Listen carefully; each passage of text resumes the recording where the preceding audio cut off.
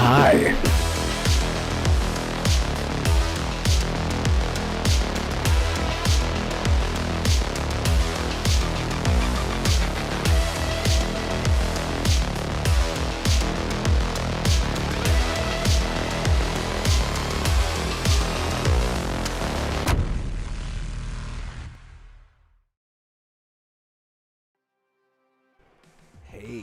Hey, welcome everybody to the Renegade Realm podcast, episode 120, if you can believe that.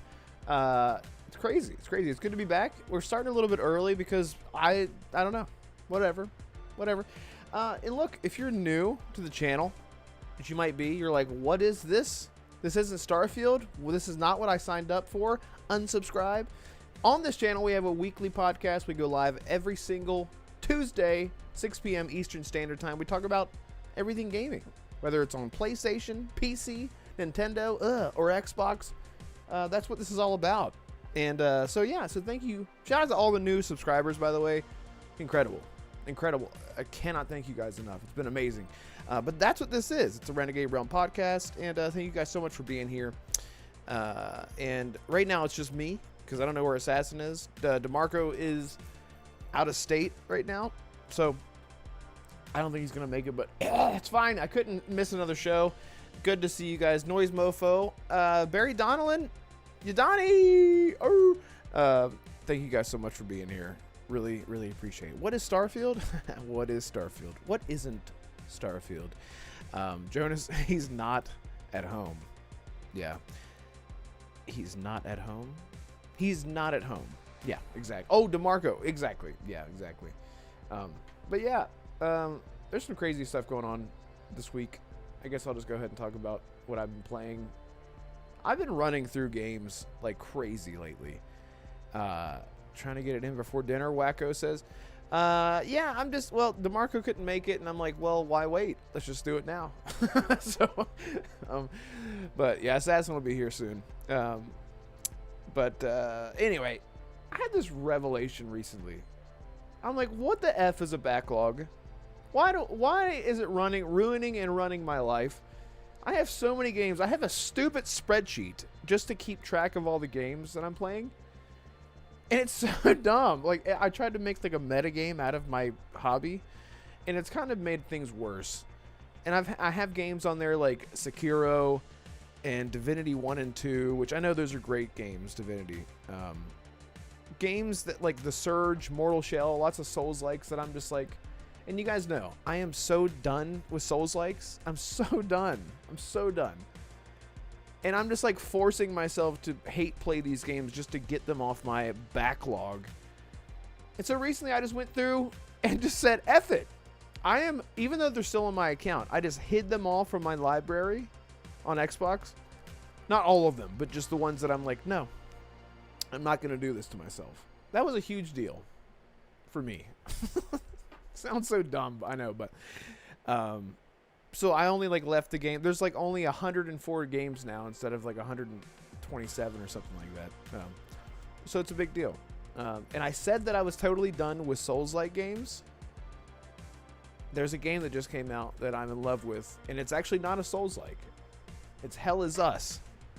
And I actually stopped. I was like, I'm just not gonna. I just took it off my list of games that I want to buy day one. Like, if I'm gonna be done with Souls-likes, I'm just gonna be totally done, all the way, right? So, but then I played the demo of Hell Is Us, and you guys know how much I'm like, turn off your HUD, let the game be a game, immerse yourself, use your eyes, use your ears, and I've been doing that with so many games recently over the past year. Well, at least, well over a year, well over 2 years actually, and it's changed the way that I play games. And Hell Is Us is actually built around the aspect of no HUD, no holding hands, no touching inappropriately, and it's so good. And it's not a Souls-like. It has Souls-like combat in the sense that you lock on and you take a lot of damage, you deal a lot of damage, but you can adjust all that. You can adjust. They have sliders for enemy health, how much damage you deal. They have everything, and it's so interesting. It's such a unique world. The sound design is incredible. The music is amazing. It's this very synthwave, somber, droning type music, and it's set in like this alternate 1990s European, like alternate universe where like the Civil War is still happening, but it happened all the way up until the 1990s. It's insane. It's insane. And it's, again, it's very accessible. So if you're not into Souls-like games, it's not a Souls-like. It's not. And I'm so glad. Like, I got like 3 hours into it. And it feels so rewarding. Everything that you do, every puzzle that you solve, you're like, I did that. Not that there was no map marker to tell me to go there. It's so good so far. So I'd highly recommend checking that out. Let's see, Jonas, take a break from the genre, man. You're supposed to enjoy it. Yeah. I know. That's what I'm saying. Noise Mofo, everything at Starfield. Thank you. It is. And I've been playing Starfield. I'm always playing Starfield.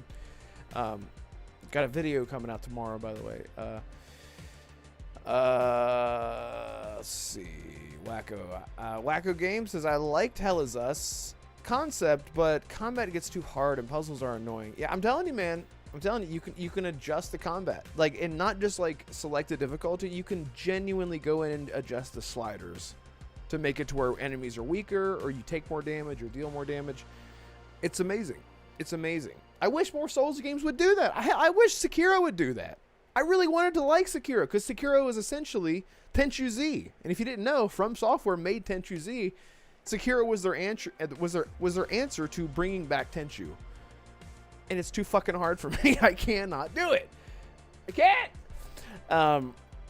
Jonas says, every time you explain how you enjoy playing games, all I can think of, this man was made for Kingdom Come Deliverance. I know, dude. I know.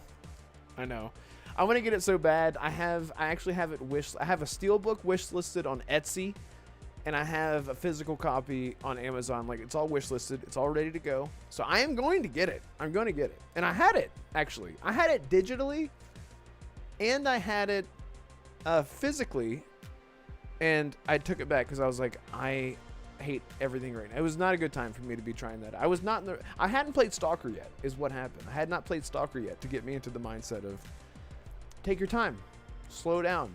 This is an immersive world. It's not a hack and slash. It's not a shooter. It's like Stalker's not like a Call of Duty shooter. Let's see. Noise Mova. Ted smokes Starfield for breakfast. I do. American Fury. Good to see you, BT Maverick. Yeah, BT. The show is an hour early. Damarco, he's pretty sure that he couldn't make the show, so And I was already home. I finished up working on a video, and I was like, you know what? Let's just go live early. So Assassin should be here at some point, but yeah. So I just said Evan. So yeah, he should be here soon. We'll see. Discord's been fun. It's been a great time. What have you guys been playing? That's what I want to know. Yadani, kids, don't try Starfield even once, or you may turn into Red Wolf. Do you want to end up like that? No, you don't. You don't want to do that. Why is everyone mad that I started early, Arcane? Oh, man. Xbox Gamer, I got bored with Starfield after I beat it. Just jetpacking around, shooting things gets old. Yeah. Again, if you're not in the mood for, like, I don't know, like living in the world type games. That's what I do with Bethesda games anyway. Like even with Fallout and Skyrim, I'm literally just like slow walking everywhere, putting everything in survival mode, slowing everything down so much, and I love it. But it's not for everyone. That's for sure. Made it. You made it. Fantastic. Jonas, I will recommend playing the first game for the story and immersion building, but I must admit the second one is much more accessible. Yep. That's what I'm talking about. I can't wait to get into it, Jonas. But Assassin's here. Assassin, how are you? What you been into, man? Great. Perfect. Can't hear you at all. Love it. All right. Let's see. Yeah, I'm angry. Don't you ever start earlier. You know you're muted, right? No.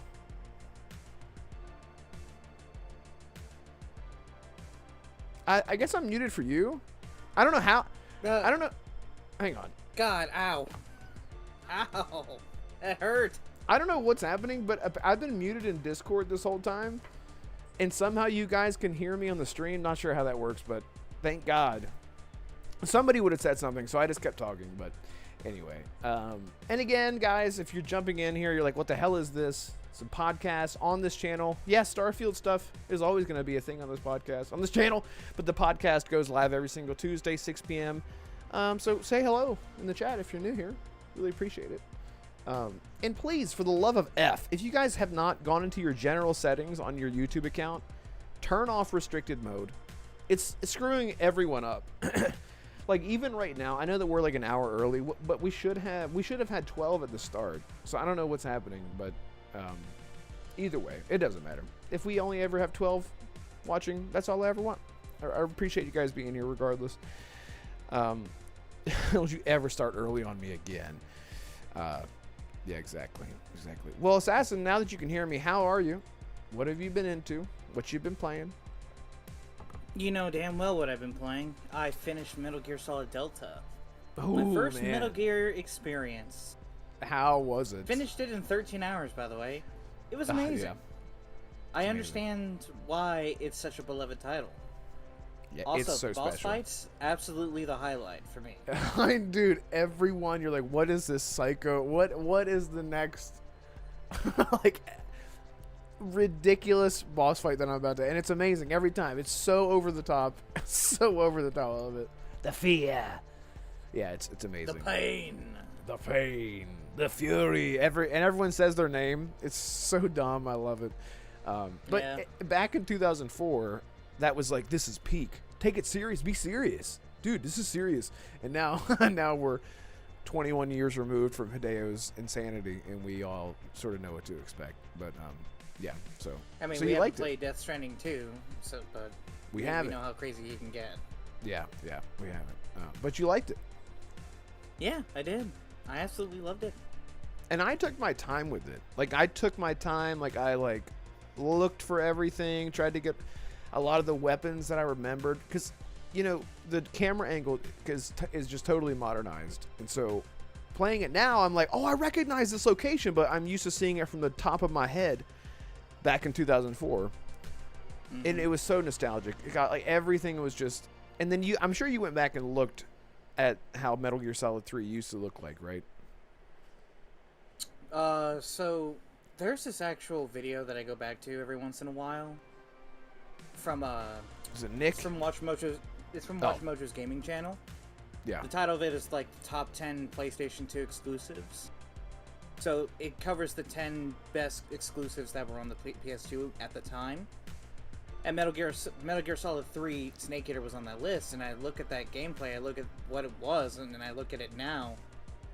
It's basically the same thing, but with a modern 2025 face paint upgrade, similar to Oblivion Remastered. So yeah, I know how it played, and I know how it looked, but for obvious reasons, I like this version better. Yeah. It's insane to me, because I remember whenever they said, we're not re-recording the lines or anything, and I'm like, how? And like, in my nostalgia glasses, I was like looking through my nostalgia glasses, like, that's gotta sound bad though, right? And they don't at all. Like, they sound amazing. They sound like they were just recorded yesterday. So I don't know what sort of upscaling they did in quality, but I mean, they always sounded great. So, but the fact, they did re-record some stuff. There is a scene that I noticed where when Snake is popping his dislocated arm back into place, he puts the stick in his mouth, right? So he's like, "Arr!" Oh, you mean after he fought the boss and he fell into the... into like, he got messed up.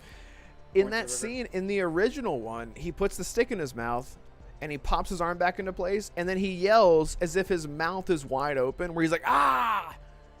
And I was like, okay. But then in this game, whenever he yells, he's like, "Arr!" Like, he sounds like he's like gritting his teeth. And I'm like, they 100% re-recorded that line. So there's a lot there that they definitely touched up on. Little stuff like that. But I played Metal Gear Solid Snake Eater 1,000 times. Like, not really. I played it maybe like 4 or 5 times throughout my whole life. But it was so great. It was so great.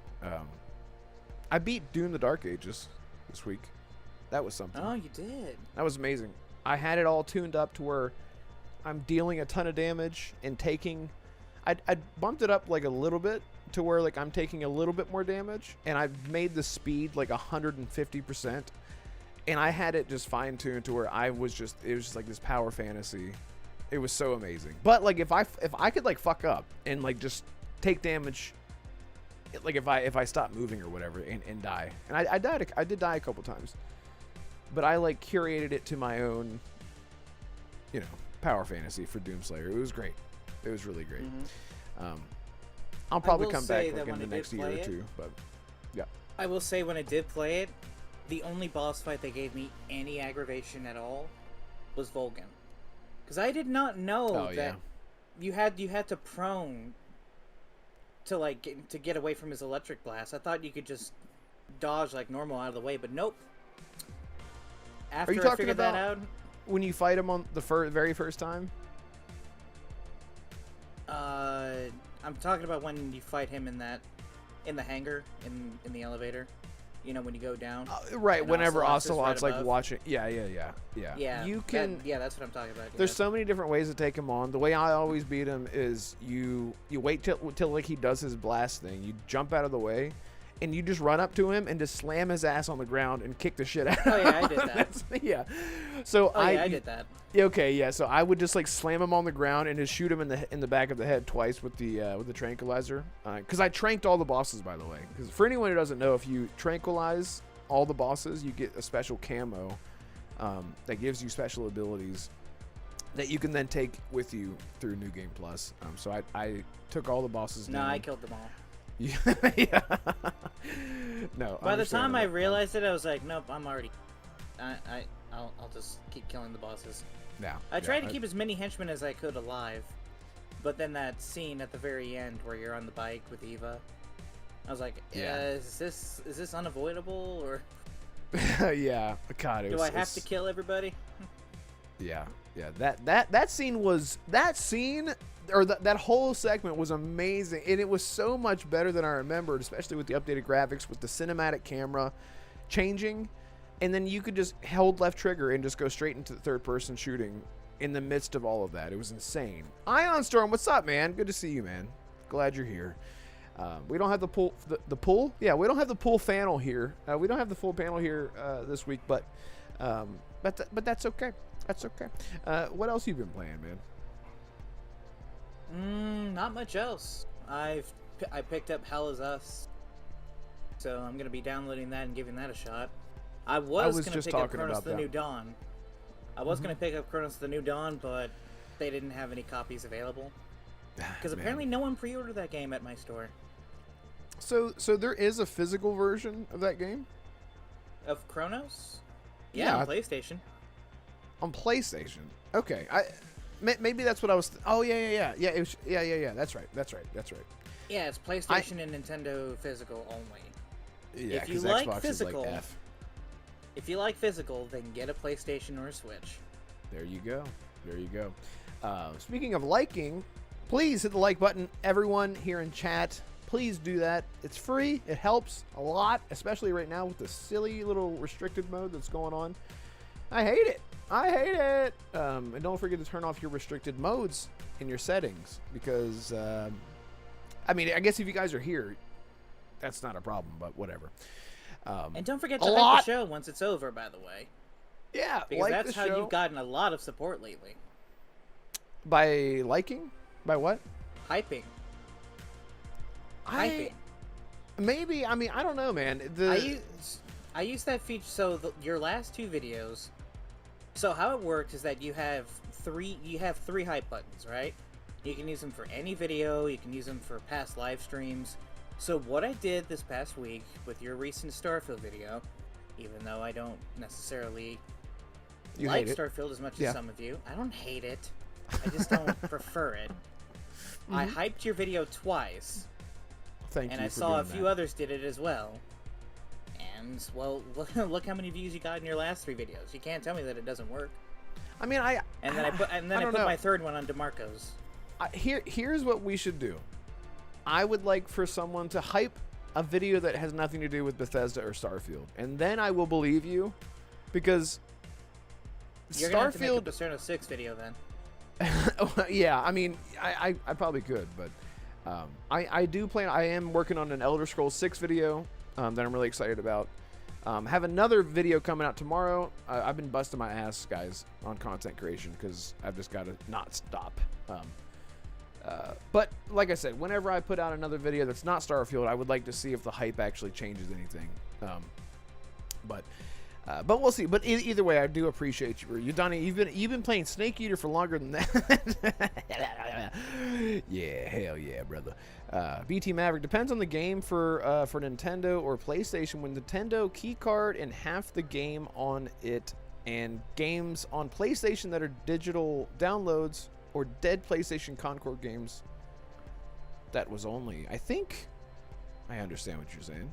Like, just certain games. Is what he's saying. Most games on PlayStation physically are on the disc. There are a few exceptions, like Gears and Forza, or no, not Forza.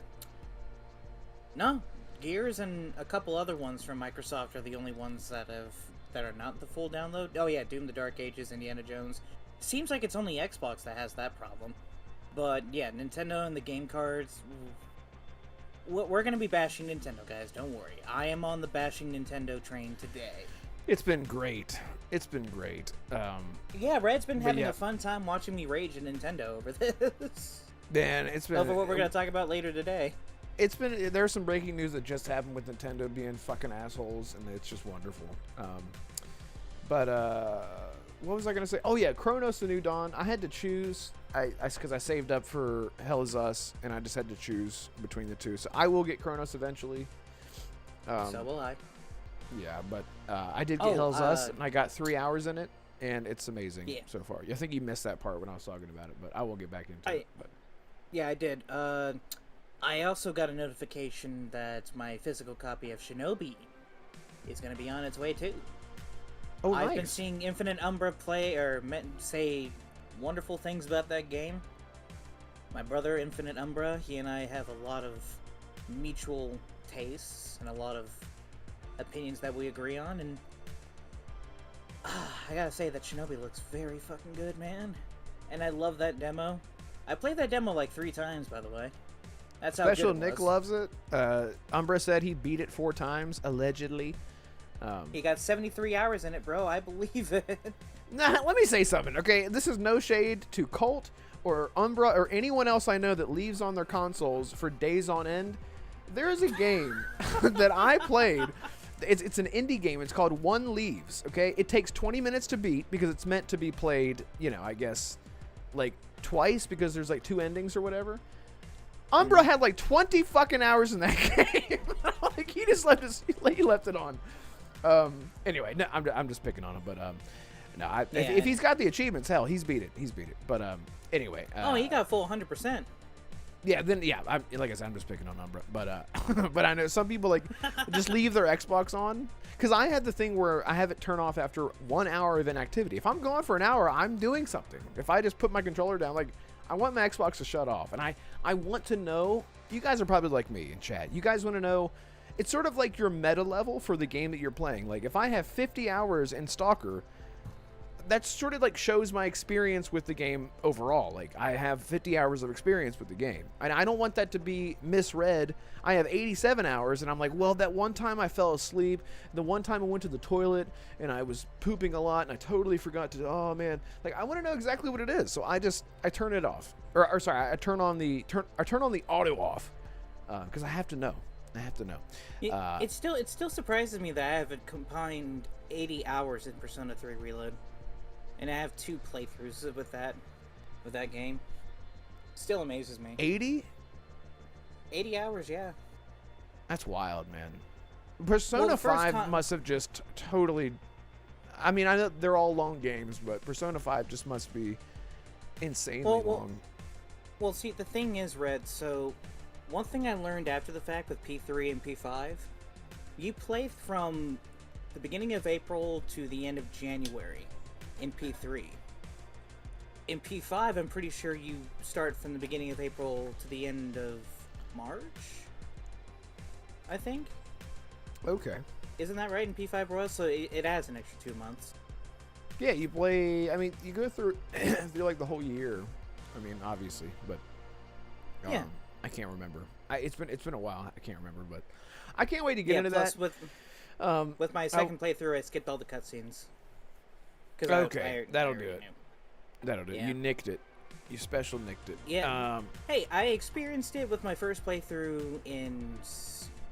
Actually, I think it might be more than 80 hours now that I think Dude, about it. I can't wait for you to play Persona 5 and, like, actually go through the gameplay. I know you watched the movie version, but, like, you gotta... The anime, you mean? The anime, yeah.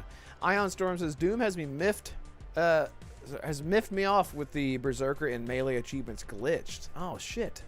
Even with the patch, dude, that sucks. I remember that I remember that glitch. I thought I remember that going around at launch. Like you got to make sure that you save at certain chapters, otherwise you might get glitched out with the Berserker and Melee ones. That sucks, man. Trust me, I hate that. Whenever you're going through a 100% run, like recently, I 100%ed Shadow of Chernobyl. Excuse me, that's Stalker 1. A few months ago, just went and got all the achievements. It required a lot of loading back and a lot of saving and loading back and a lot of frustration. But I did it. But it does suck whenever you're just trying to get the one last thing, you know, and then it's just not working for you. Hopefully they fix that out. They patch that out. BT says I just finished Shinobi a few days ago. Love it. That's awesome. I've heard it's really hard. 2D game. Maybe? It wasn't that hard with what I played in the demo, but that was just the prologue. Okay. T-Gan says, I leave mine on all day. BT says, I leave my Xbox on Tony Hawk so I can get the Xbox rewards. Well, you only need to have it on for like 15 minutes, I think, to get the you've played a game for 15 minutes. I believe that's all you need. Gray Monad, what's up, man? Good to see you. Thank you for being here. He says, in 69 of those hours, Umber was asleep. Yeah, exactly. Yeah, he's a sleepy boy. He says, electricity bills are higher than Snoop Dogg in the Netherlands. No way I'm keeping my Xbox on if I'm not using it. Yeah, it takes a lot of energy. But that's why I have the energy saving mode on. But anyway, so that's what we've been into. Again, you guys, if you're new here and you haven't chatted in and you're asking yourselves, where the hell am I? What is this? It's Renegade Realm Podcast. Every single Tuesday, 6 p.m. Eastern. Usually 6 p.m. We're going an hour early this week. Just because. Why not? So everyone hit the like button. Please hit the like button. And It seriously would help a lot. And we're gonna go ahead and get into this dang thing. Let's get this thing. Let's just go in order of what I have here. Wolverine. So people are having behind the scenes looks and hands on with Wolverine. Is that what's happening? So this comes from Insider Gaming. Apparently Tom Henderson has spoken to some of the playtesters that are currently working on Insomniac Games' upcoming title, Marvel's Wolverine. And according to those playtesters, it plays and looks very, very well. Apparently it's been compared to God of War Ragnarok in terms of how it looks and how it plays. Yikes, okay. Which is... Well, I wouldn't say yikes. I mean, God of War is the last two God of Wars are pretty good games. Not saying that they're the best of the best, but...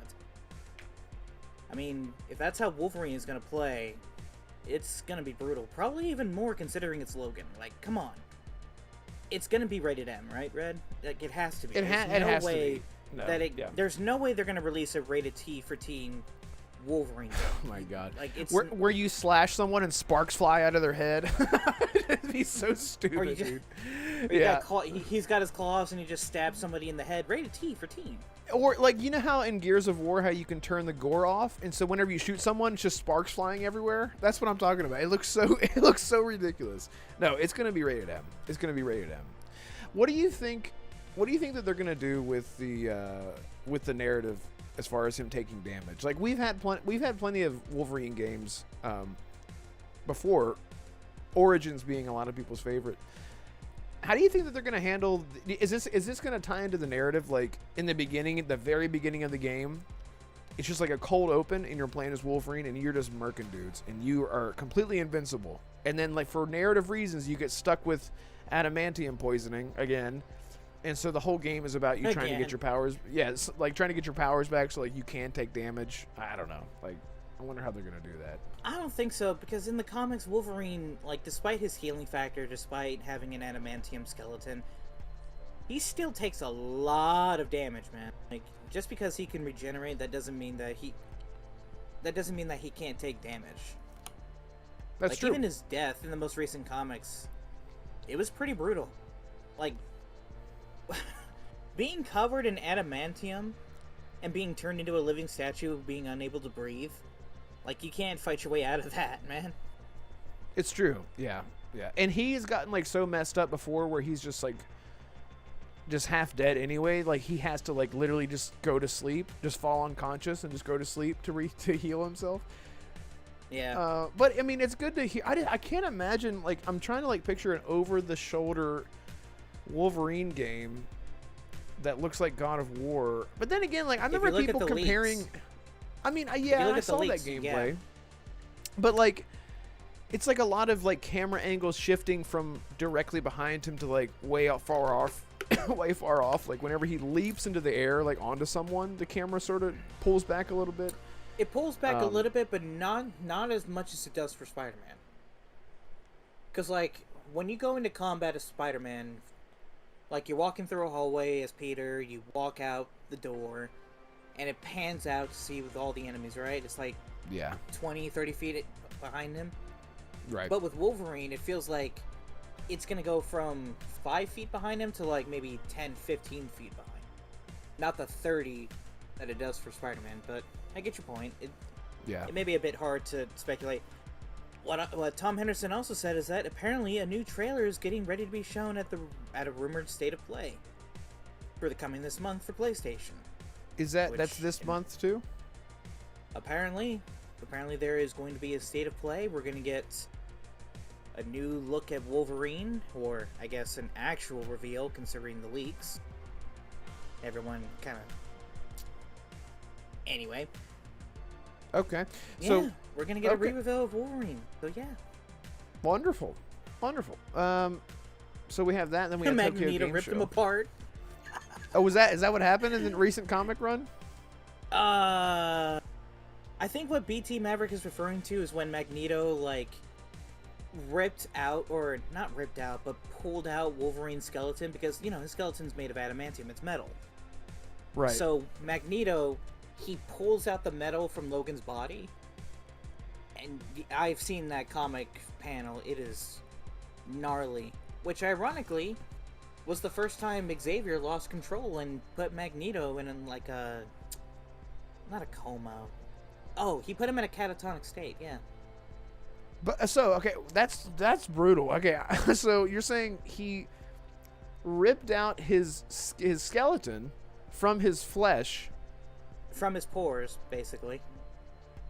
Oh, so just like turning him just like a normal healing guy, but he can be cut in half and stuff. Yeah, you have to look at the panel. Okay, I'll look at the panel because now I'm curious. Take a look at it. Okay, yeah. Gotcha. Thank you for sharing that. Oh yeah, no. Wolverine is. Are you excited for Wolverine at all? Yeah, dude, I'm a huge Wolverine fan. Yeah, like I guess I just like I'm gonna get it regardless. Obviously, I'll get it on PC or if it comes to Xbox. I don't. The future right now with games and exclusivity is up in the air. It's murky at best. Yeah, so, but either way, I am going to get it on PC. Like, that's the plan for now, but if it gets announced that it's coming to Xbox, I'll get it there as well. But, because that's where I like to sit in my chair, play games. But, yeah, I'm really excited. Really, really excited. Really excited for Spider-Man coming to Xbox as well. But, yeah, any other news other than people like it? Other than people like it and that we may see it later this month? No, not really. Cool. That was just something that I brought it up just in case, we need more topics. Yeah, I mean, it is good to know that people like it.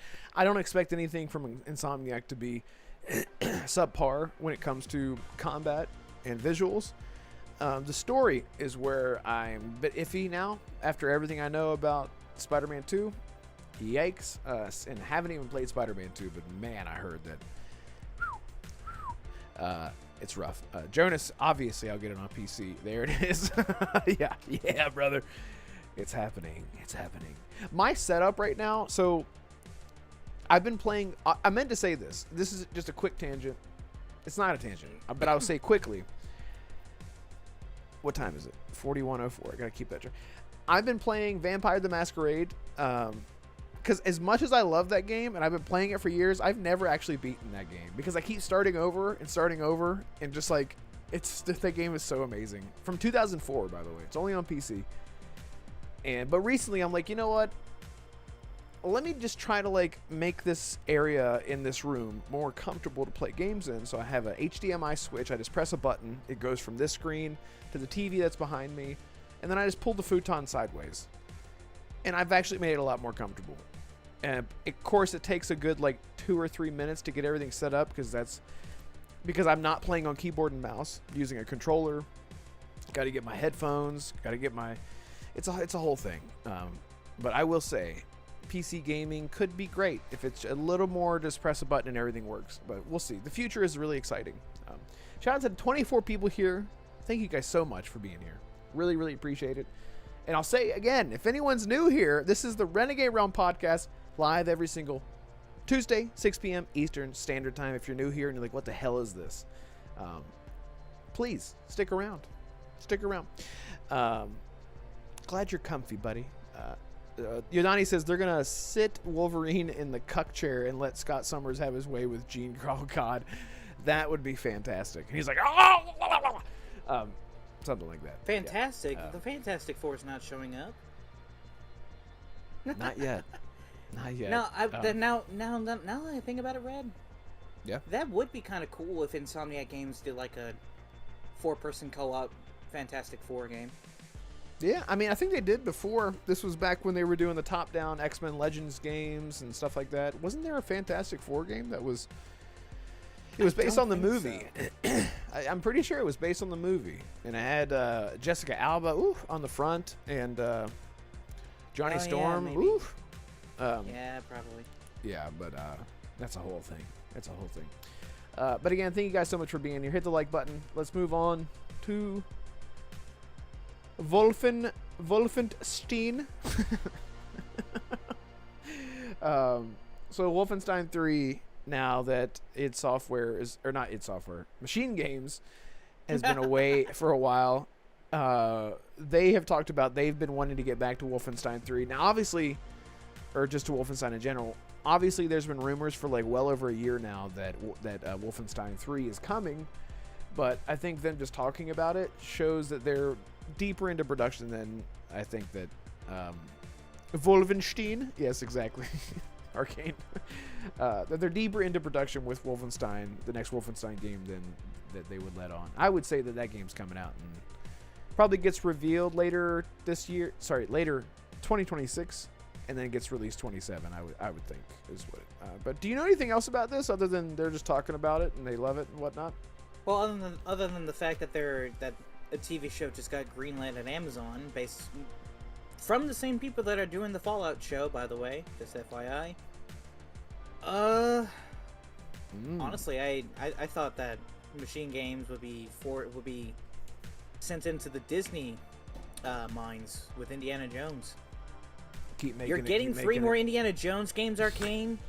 You're not getting Wolfenstein 3. You're getting 3 more Indiana Jones games, and you're gonna love it. You're gonna love it, love it. And like 6 more DLCs, and that is what Microsoft and Disney have decreed. Nah, I'm just kidding. But I mean, I'm glad that they're actively saying like, hey, we envisioned Wolfenstein as a trilogy. Like that has always been what they've wanted. I'm glad that they've reaffirmed that.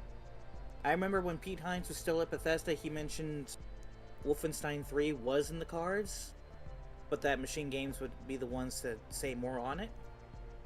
Mm-hmm. Honestly, if they've been working on Wolfenstein 3 alongside Indiana Jones to get it ready for this new TV show coming, the cross-marketing is going to be great. Like, hey, play the game, watch the show, Wolfenstein. Starring Alan Ritchson, because there's literally no other man on the planet that can play that role. Oh my god, dude, Alan Ritchson. If anyone doesn't know, he plays Reacher. He's also in DC Comics as Hawkman or whatever the fuck his name is in that one DC show. What are you talking about, Red? Yeah. Pedro Pascal is going to be I'm so sorry. I'm so sorry. You're right. Pedro Pascal as BJ Blazkowicz. Exactly. Way better. Did you hear? Bella Ramsey is going to be playing Captain Price in the new Call of Duty show. Of course. Perfect casting. And Pedro Pascal is going to be, what's his name? Gaz. That's who it is. Perfect casting. Looks just like him. Looks just like him. Yeah. I mean, when it comes to BJ Blazkowicz and casting, like, yeah, I agree with your choice, Alan Richardson. I have not watched Reacher, but I have seen clips from that show and how badass he can be as Reacher. I would say that it fits. But here's the thing that I know that I'm sure Arcane or Damarco will bring it up later on, or maybe they wouldn't, but I'm gonna do it. Wolfenstein coming out in the current political climate. I mean, it was an entirely controversial thing back in 2017 with the new Colossus and the marketing Bethesda did for that game. What is that going to look like for Wolfenstein 3? Like, how are they going to market that? I mean, I don't know. In this current climate. We look at, if you ever watch The Boys, best show ever made. I love that. God, I love that show so much. It is so uncomfortably... it is so uncomfortably and comfortably at the same time in a weird way.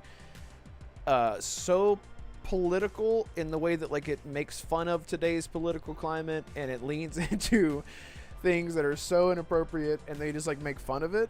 And Wolfenstein does that too, but Wolfenstein is very much like F the N-words. So it's not, Scott, sorry, not those N-words. The other N-words. The N-words from the 1940s. The Germans. I'm trying not to get demonetized, but I feel like I'm making it a lot worse. Because I can't say the word out loud. Everyone in chat is typing furiously right now.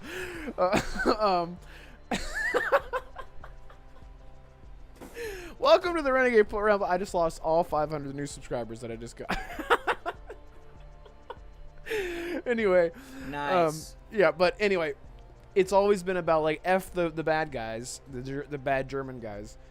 And they lean into like the gratuity, like the violence and the brutality of everything. And it's sort of like how, like, if you've ever seen Inglourious Bastards. Inglourious Bastards is like a perfect example of that, where it's like, it should be really politically not okay, but since it takes place during that time, and it's making fun of itself, it just works. It just works. Jonas says, yeah, that's like Linus Tech Tips. Yeah, I used to say the hard R. Sorry. But you guys know what I meant. But as soon as I said it, I was like, also, to Arcane, he said, he told me to fuck off. I just got to remind you one thing, my friend. I just want you to close your eyes. I know you're still at work. So just close your eyes, and I want you to remember one thing, my friend. It's Microsoft. There you go. Hostiles. They fuck up everything. There you go. There you have it. You're getting 3 more Indiana Jones because Phil Spencer says it. He made the call to Disney, and you're gonna love it. There you go. There you go. So are we talking? You're still referring to Wolfenstein? Yeah, pretty much. Yeah, like Okay. I'm just joking that Wolfenstein 3 is not a thing, and they're already working on the next sorry, Indiana Jones games. But yeah, I hope Wolfenstein 3 is a thing. I mean, they opened up that second studio like 3 years ago. Mm-hmm. So hopefully that's what they've been working on. Yeah, Maybe I mean, we'll get to see really it excited. at the Game Awards. And because like they if anyone has played the Wolfenstein games, you know that they do this like brutal. It's almost like the Tarantino effect, where everything is so brutal. The Boys does it as well. It's so brutal, but it's like funny, like not like it's funny, but you're like nervously laughing at how over the top brutal it is, type thing. Wolfenstein is and The Boys is really popular too. And The Boys is also Amazon, and this is Amazon, right? That's picking it up. Yeah. Yeah. It's So Amazon. there you go. There you go. Tegan says The Boys has gotten more political with each season. Yeah. Mm-hmm. In the last season, Dude, Amazon has... They did something with the main character that I was like, really, guys? You can be political, but you're gonna push this. Anyway, go ahead. What is it with Amazon going so hard into the video game adaptations? Like, they got the Warhammer one with Henry Cavill coming. They've got their hands full with Tomb Raider. They're about to release Fallout Season 2 this December, and now they're doing Wolfenstein. It's just, what is Amazon doing? How are they convincing all these publishers to, like, hey, you see the Fallout TV show? We can do that with your IP. And Mass Effect, right? Oh yeah, that's right. I think they are doing Mass Effect. And Life is Strange, right? Like, yeah, Life is Strange. Yeah, they got The thing so is- many hands and so many IPs. Like, and what the hell? this is not necessarily a good thing. This is all this is like you said, spawning specifically straight from Fallout TV show. And they don't care about the creativity or whatnot. They care about the cha-ching. It's making money. Do more of them. What else is popular? Oh, Mass Effect? I don't know. Go do whatever. Get whoever. Just make it happen. Fallout. Life is Strange. I don't know. Cast Jessica Alba. What are you gonna do if Mass Effect is a? What the hell are you gonna do if Mass Effect ends up being like Fallout? Like it's instantaneous hit that respects the source material and stuff. I can die happy is what I can do, because I have no faith that the Mass Effect TV show is going to be anything but inaccurate. It's from the same people that did Fallout. I don't give a shit. It is going to be terrible. Now, let me just say this. I think I want to be wrong, but I am not getting my hopes up. Okay, I loved the Witcher TV show so much because of Henry Cavill, and that was it. That was it. I'm not saying that everyone else's performance was terrible. I mean, these actors, they do what they're told to do, and not all of them are like Henry Cavill that do all the source material research. What is Yennefer supposed to sound like? How is she supposed to act? Honestly, Anya Shalatra, who plays Yennefer, who was in that number 9 game that flopped really bad, I think she ended up being a great Yennefer.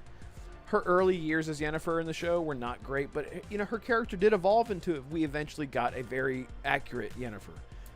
So if they do something with Mass Effect where like they start the first season and it has nothing to do with Shepard, and you're like we talked about this before, if it's like Commander or Captain Anderson fighting Saren before the trilogy begins, and then we eventually get Shepard, that's fine, but like these characters, we have everything laid out for them. The thing about video games and the narrative surrounding them, everything's written for you. All you have to do is fill in the blanks and flesh it out and make it cohesive as a TV show. Other than the, we're not going to have an over-the-shoulder or first-person camera for the Wolfenstein TV show just because the game's set in first person, right? We're not going to have BJ Blazkowicz, like the Hardcore Henry movie, running around shooting stuff.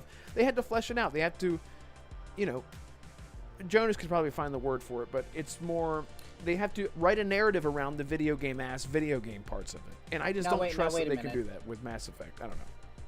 Now, wait a minute. When they announced the Mass Effect TV show, did they say that they were going to cover Shepard? Or did they say it was going to be an original story like Fallout? They didn't. No, they didn't. But what we have seen is that a lot of what they're having their crew research is the Mass Effect trilogy. And I don't know. I don't know where. I keep seeing it's like either discussing films. We'll tweet it out, and they'll show like the job requirements for writers and whatnot, and they'll have the requirements say things like, have a vast knowledge of the Mass Effect trilogy and whatnot. And I'm like, why would you care about the trilogy if you're not going to cover the trilogy? So I'm hoping I just want to watch Mass Effect trilogy again without playing it. Like I want to see that done again, and like it could be the best thing since The Expanse. I've just started watching The Expanse. Man, it's so good. I need to start watching that. It's so good. Shout out to Yadani Kazada. Thank you so much, bro, for the $2 super chat. Damarco chose the right episode to skip. Yeah. I know, we're just tangent He didn't galore. necessarily skip on choice, but yeah, he did. Yeah. We're talking about what from earlier. But like I was saying, Red, like there's a ton of video game adaptations coming.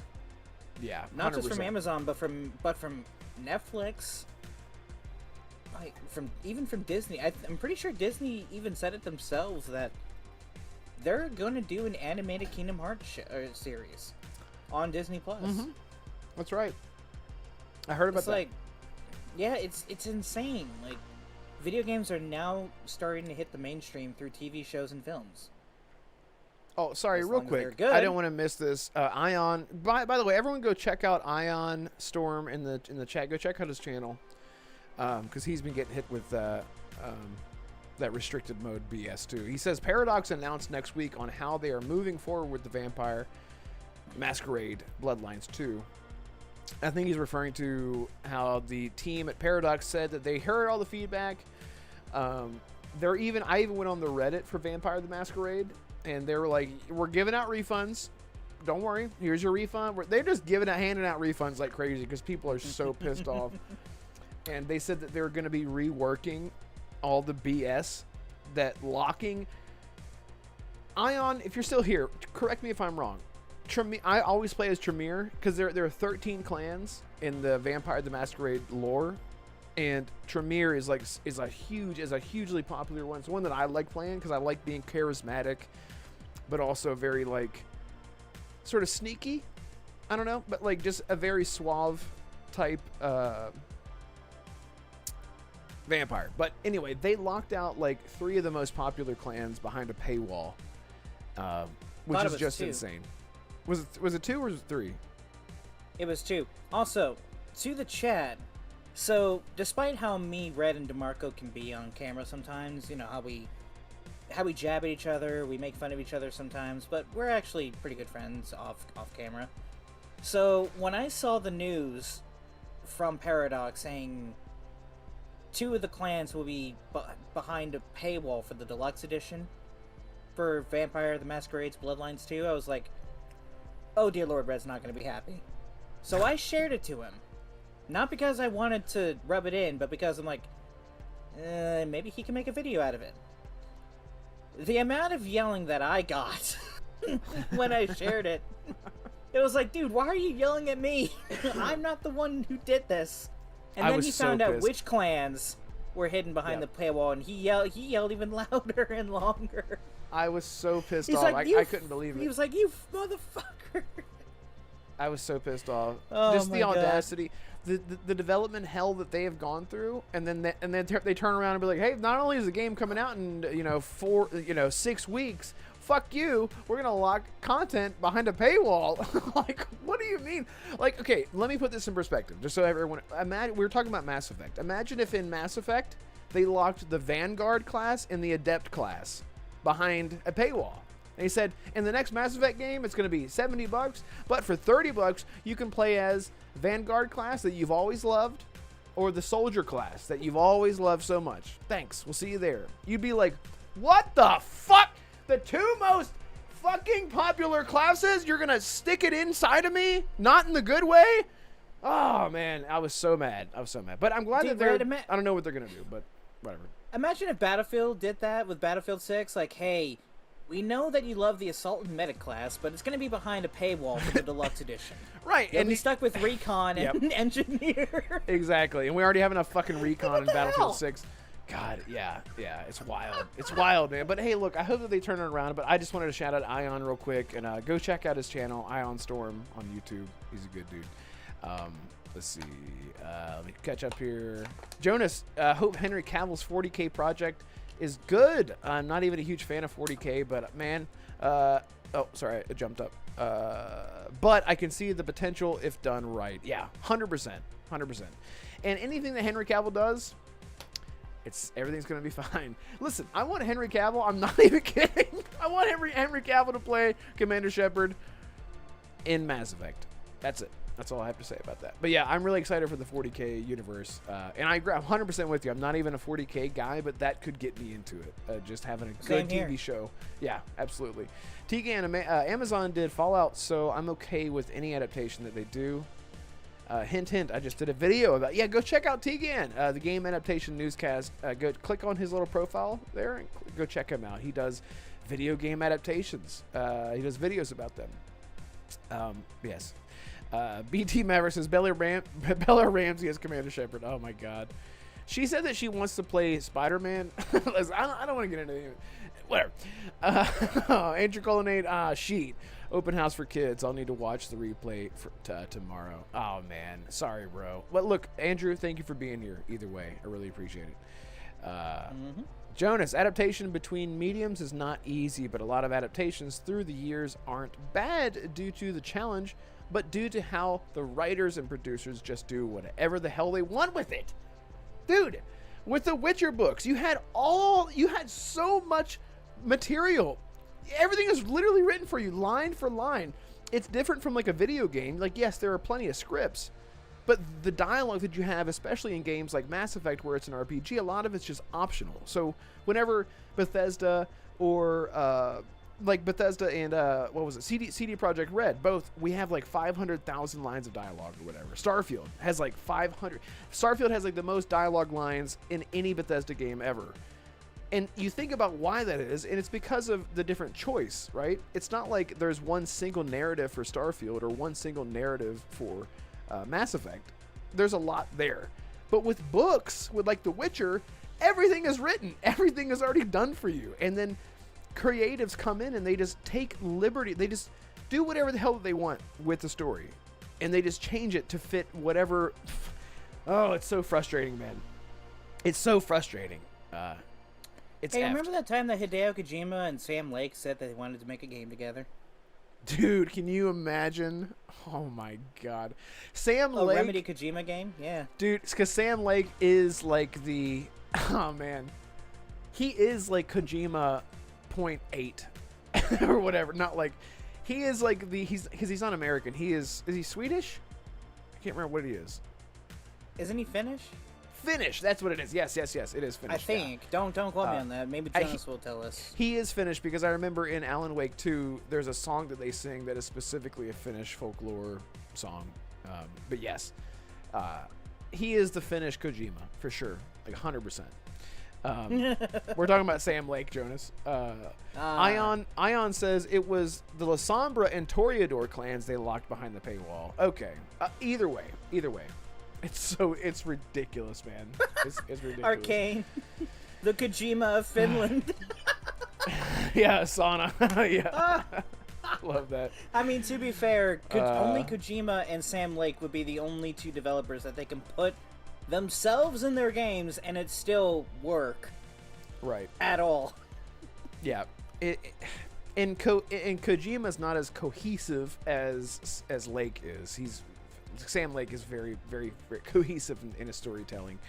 Thank you so much, Game Seeker. I really appreciate it. Canadian 5 is a big supporter of the show. Thank you so much, bro. He says, every actor involved in the Mass Effect TV show should be obligated to play all the games. I 100% agree with you, man. I 100% agree. Pedro Pascal, he had never played The Last of Us whenever he was cast. And then after he was cast, it was recommended that he play it or at least go watch it. And he did. Apparently he did. He went and he watched. And you can tell because his performance was peak. I mean, he is Joel from The Last of Us. He nailed that role so well. And I'm telling you, it's because he knew how the delivery should be with his accent and his just overall just gruffness. And he fucking nailed it. Now, man. So I agree with you. I will disagree somewhat for what Game Seeker says, only because, ironically, Walter Goggins, who plays the Ghoul in Fallout, did not play the games. Well, but However, he's not a legacy character. No, wait. But, however, he did research on the IP. He didn't play the games, but he did research on it. About the lore and everything in the Fallout universe. Mm-hmm. So, yes, I don't think that every actor should be forced to play it, but I think they should at least research whatever IP that they're starring in and respect the source material. At the very least. Otherwise, you're going to get another Master Chief situation. God. Oh, well, the thing is, like, I think at least, like, let's say Liara Tassoni or Ashley Williams, they should at least research their own characters. Like, they don't need to go look at the whole world or whatever, you know, like... Exactly, yeah. At the very least, you know, but... Anyway, we went on a huge tangent. Ion Storm says, it's been a long time since I played Bloodlines, the first game, but the Tremere clan was my favorite as well. Good. Look at that. Fist bump. Fist bump, bro. Yes. Tremere is the best. I don't care what anyone says. It's so good. Anyone who plays on PC, go play Bloodlines 1 before the first game. Or, sorry, before the second game comes out, because it's amazing. Yes, play the first game before the first game comes out. Play the first game before the first game comes out. That makes perfect sense. Yadani Kazada loves Sam Lake drinking coffee everywhere. Yeah, exactly. I remember he was like drinking coffee when he teased Lake House DLC like 8 years ago before Alan Wake 2 ever even came out. Because I think that's what it was going to be called, right? Alan Wake 2 was going to be called Alan Wake 2: The Lake House or something. I can't remember. I don't remember. Arcane says, I'll finish the first game eventually. That's right, yeah, Arcane was playing. Don't stream it, bro. Just start over a new game whenever you feel like getting into it, but it is peak. I feel like streaming it was not a good idea, but I was like so adamant that you just try it, and I forced you. It's okay. Yeah, there's some games that you just shouldn't stream, that you should just experience. I'm glad it didn't stream Metal Gear Solid Delta. Yeah, it's just too much pressure, and like, a shout out to BT Maverick, who gifted me Silent Hill 2, my favorite horror game of all time. And I've been wanting to stream it, but I'm like, I feel like I'm just too focused on just making sure everyone's having a good time, and I'm not like looking around and taking my time and just boring everyone. There are certain games that just are not, you know, they don't feel great to stream, I guess. But anyway, but yeah. So Wolfenstein, hey, we could see another Wolfenstein. we said all that just to say Wolfenstein 3. It's coming, but okay. 007 First Light. Have you seen this? Have you seen the gameplay and stuff? I have not, no. But I know, based on first impressions, that it's basically Uncharted meets Hitman. I've heard, yeah, I know Nick, and the special Nick from Xbox Era, said that it looked like Uncharted. I would say it just looks like... it looks like a more linear Hitman. Like, you can just tell that it's in the Hitman engine. Whatever engine that is. The Glacier engine? Is that what it is? The Glacier engine, yeah. Yes, you can just that tell is what it's called. I did my research. There you go. Thank you. But anyone that watches this show knows that I am a massive Hitman fan. Have been since literally 2001, since the first Hitman game came out. And that was only on PC. And the trilogy is incredible. There's more content in the Hitman trilogy than there is in any live service game out there right now. I promise you. Like, there is so much to do. It's insane. And it's a single player game. There's so much replayability. It's incredible. that's one of the things that gets me really excited about 007 because it's like I've always like you can go listen to the theme song for Hitman, the World of Assassination trilogy, and it straight up just sounds like a James Bond theme song, like this very espionage-ish like theme song. I don't know how to describe it, but sort of like the Metal Gear Solid theme song, 100% just a James Bond theme song. So what gets me excited about this is it's much more action oriented. And I want to know what they're going to do with it in the long term. Is this just going to be 007 First Light and it's a one-off and they add DLC that's just more expansions? Because the thing about the Hitman games that's much different from the 007 games is that it's so open-ended. You can do so much with it. 007 is like, I took out the bad guy and that's it. It's not like you're taking out multiple targets or like replaying missions and, you know, using different disguise. Well, I guess I would say gadgets, disguises, and the way that James Bond can like talk his way out of situations.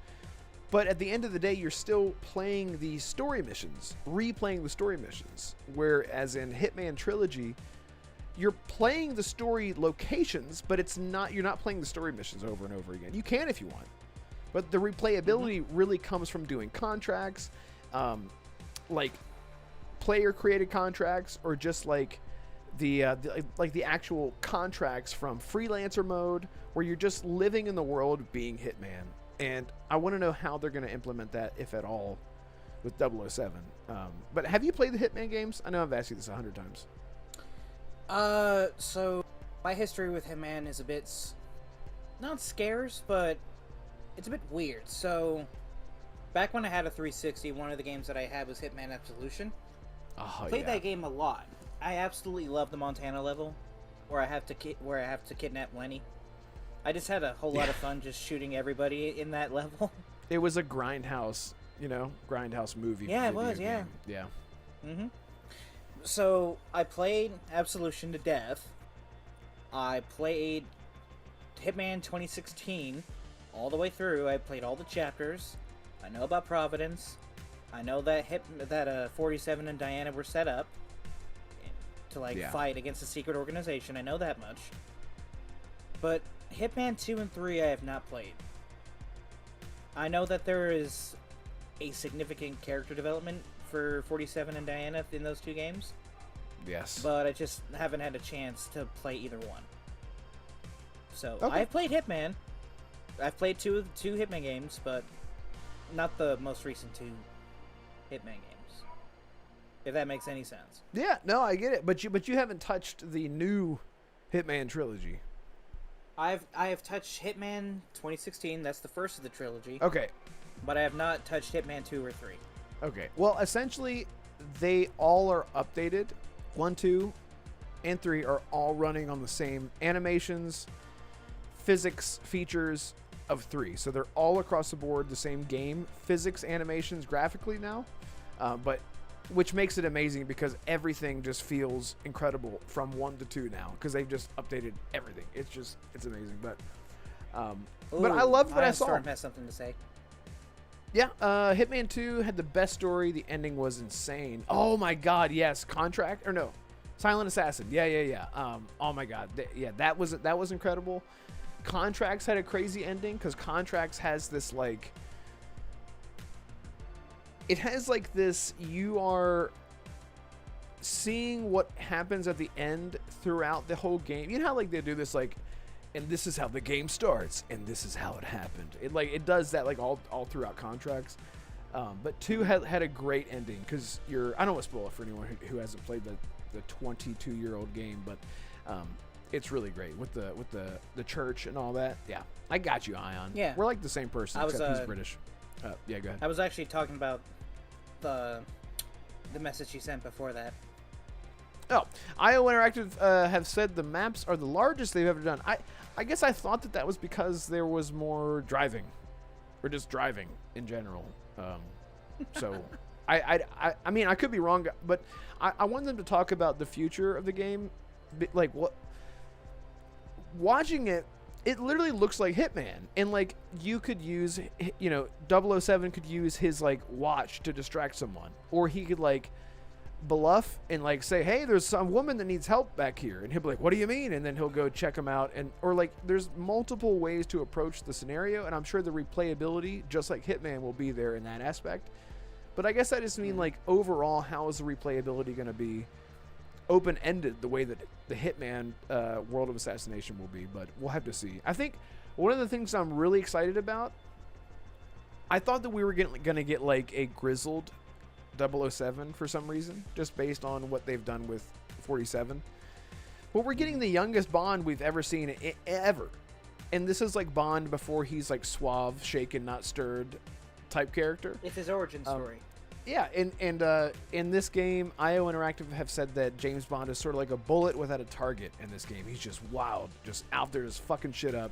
Sort of like how Daniel Craig was in his first iteration of Bond. But much younger, obviously. I also love Patrick Wilson. He is Dexter. He's also young Dexter in the Dexter Origins TV show. It's amazing. He's amazing at that. So just keep making him young everything until he's too old to be young anymore. There you go. But yeah, I am really excited to see that aspect of James Bond, because we are used to seeing my personal favorite Bond is Pierce Brosnan.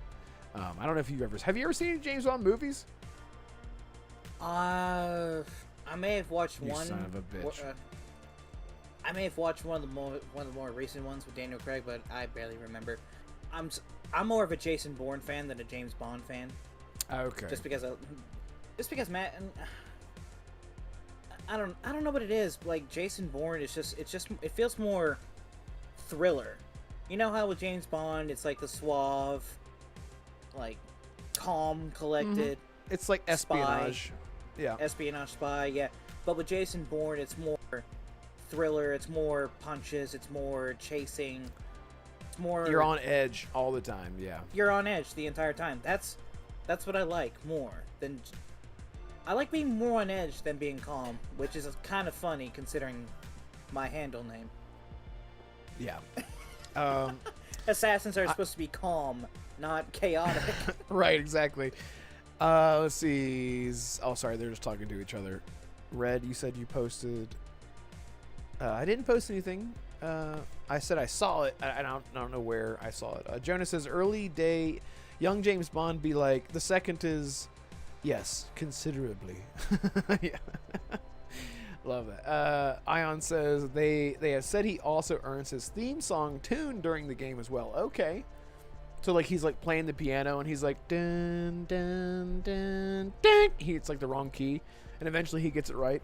No. BT Maverick, just watch Casino Royale and Skyfall. Yes, 100%.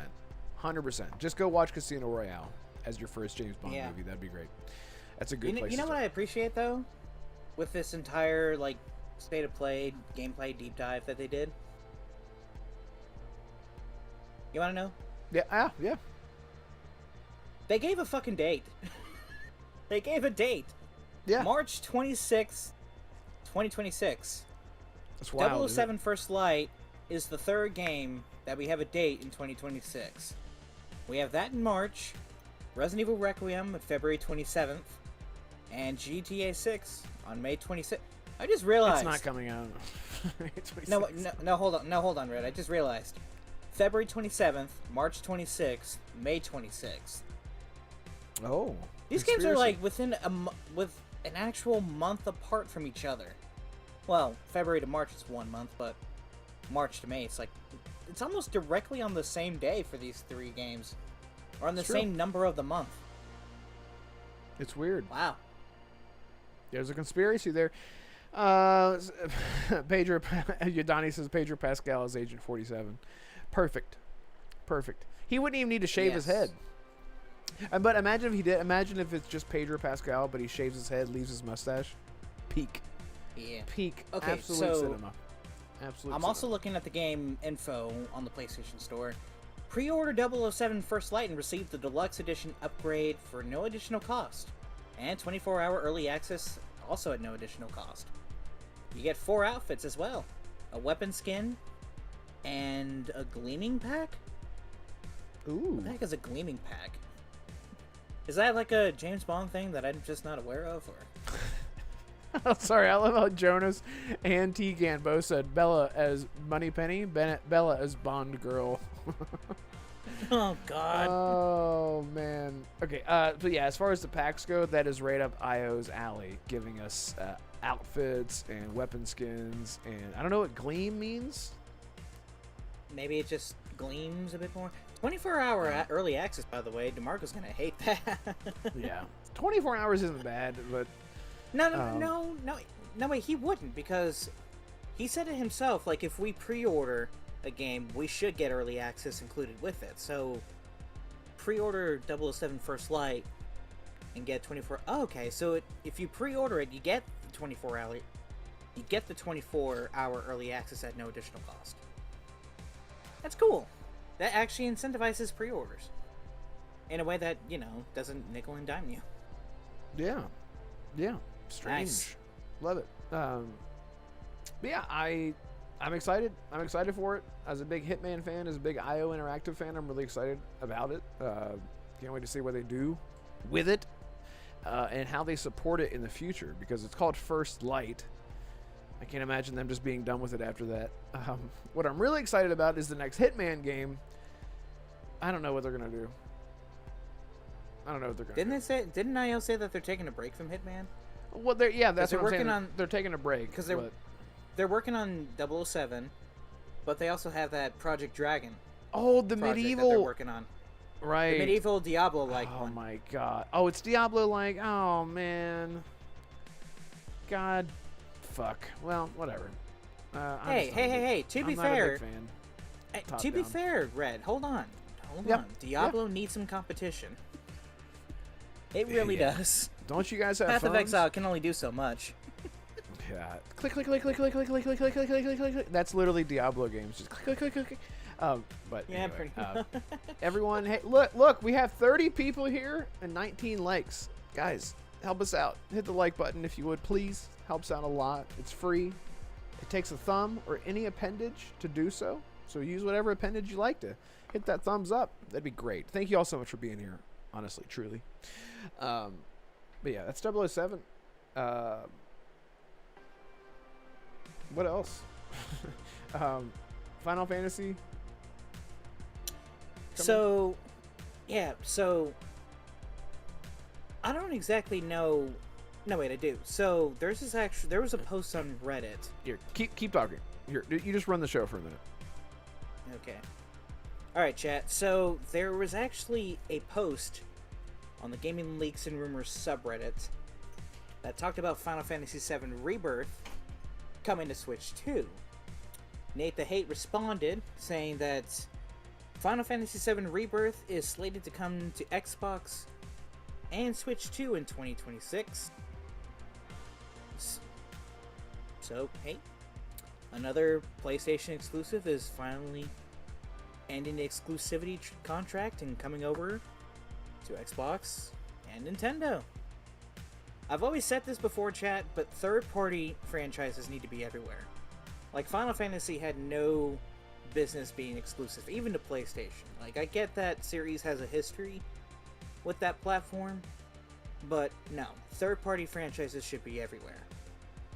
On all platforms, as many as it can. PC, Switch, Xbox, PlayStation. So for all of you guys that are excited for Remake coming out this winter, and Rebirth coming out next year, if you guys are on Xbox, or if for some reason you're going to get it on the Switch too, if you have one, all I gotta say is, enjoy. Because they're an experience. So, have fun with that, guys. I don't know exactly what else I'm supposed to say here.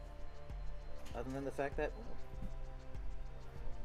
Okay, you guys need to play more Final Fantasy games. Or some of you do. I know that some of you are completely biased, and that's perfectly fine. The card for it is in the Microsoft Store. Interesting.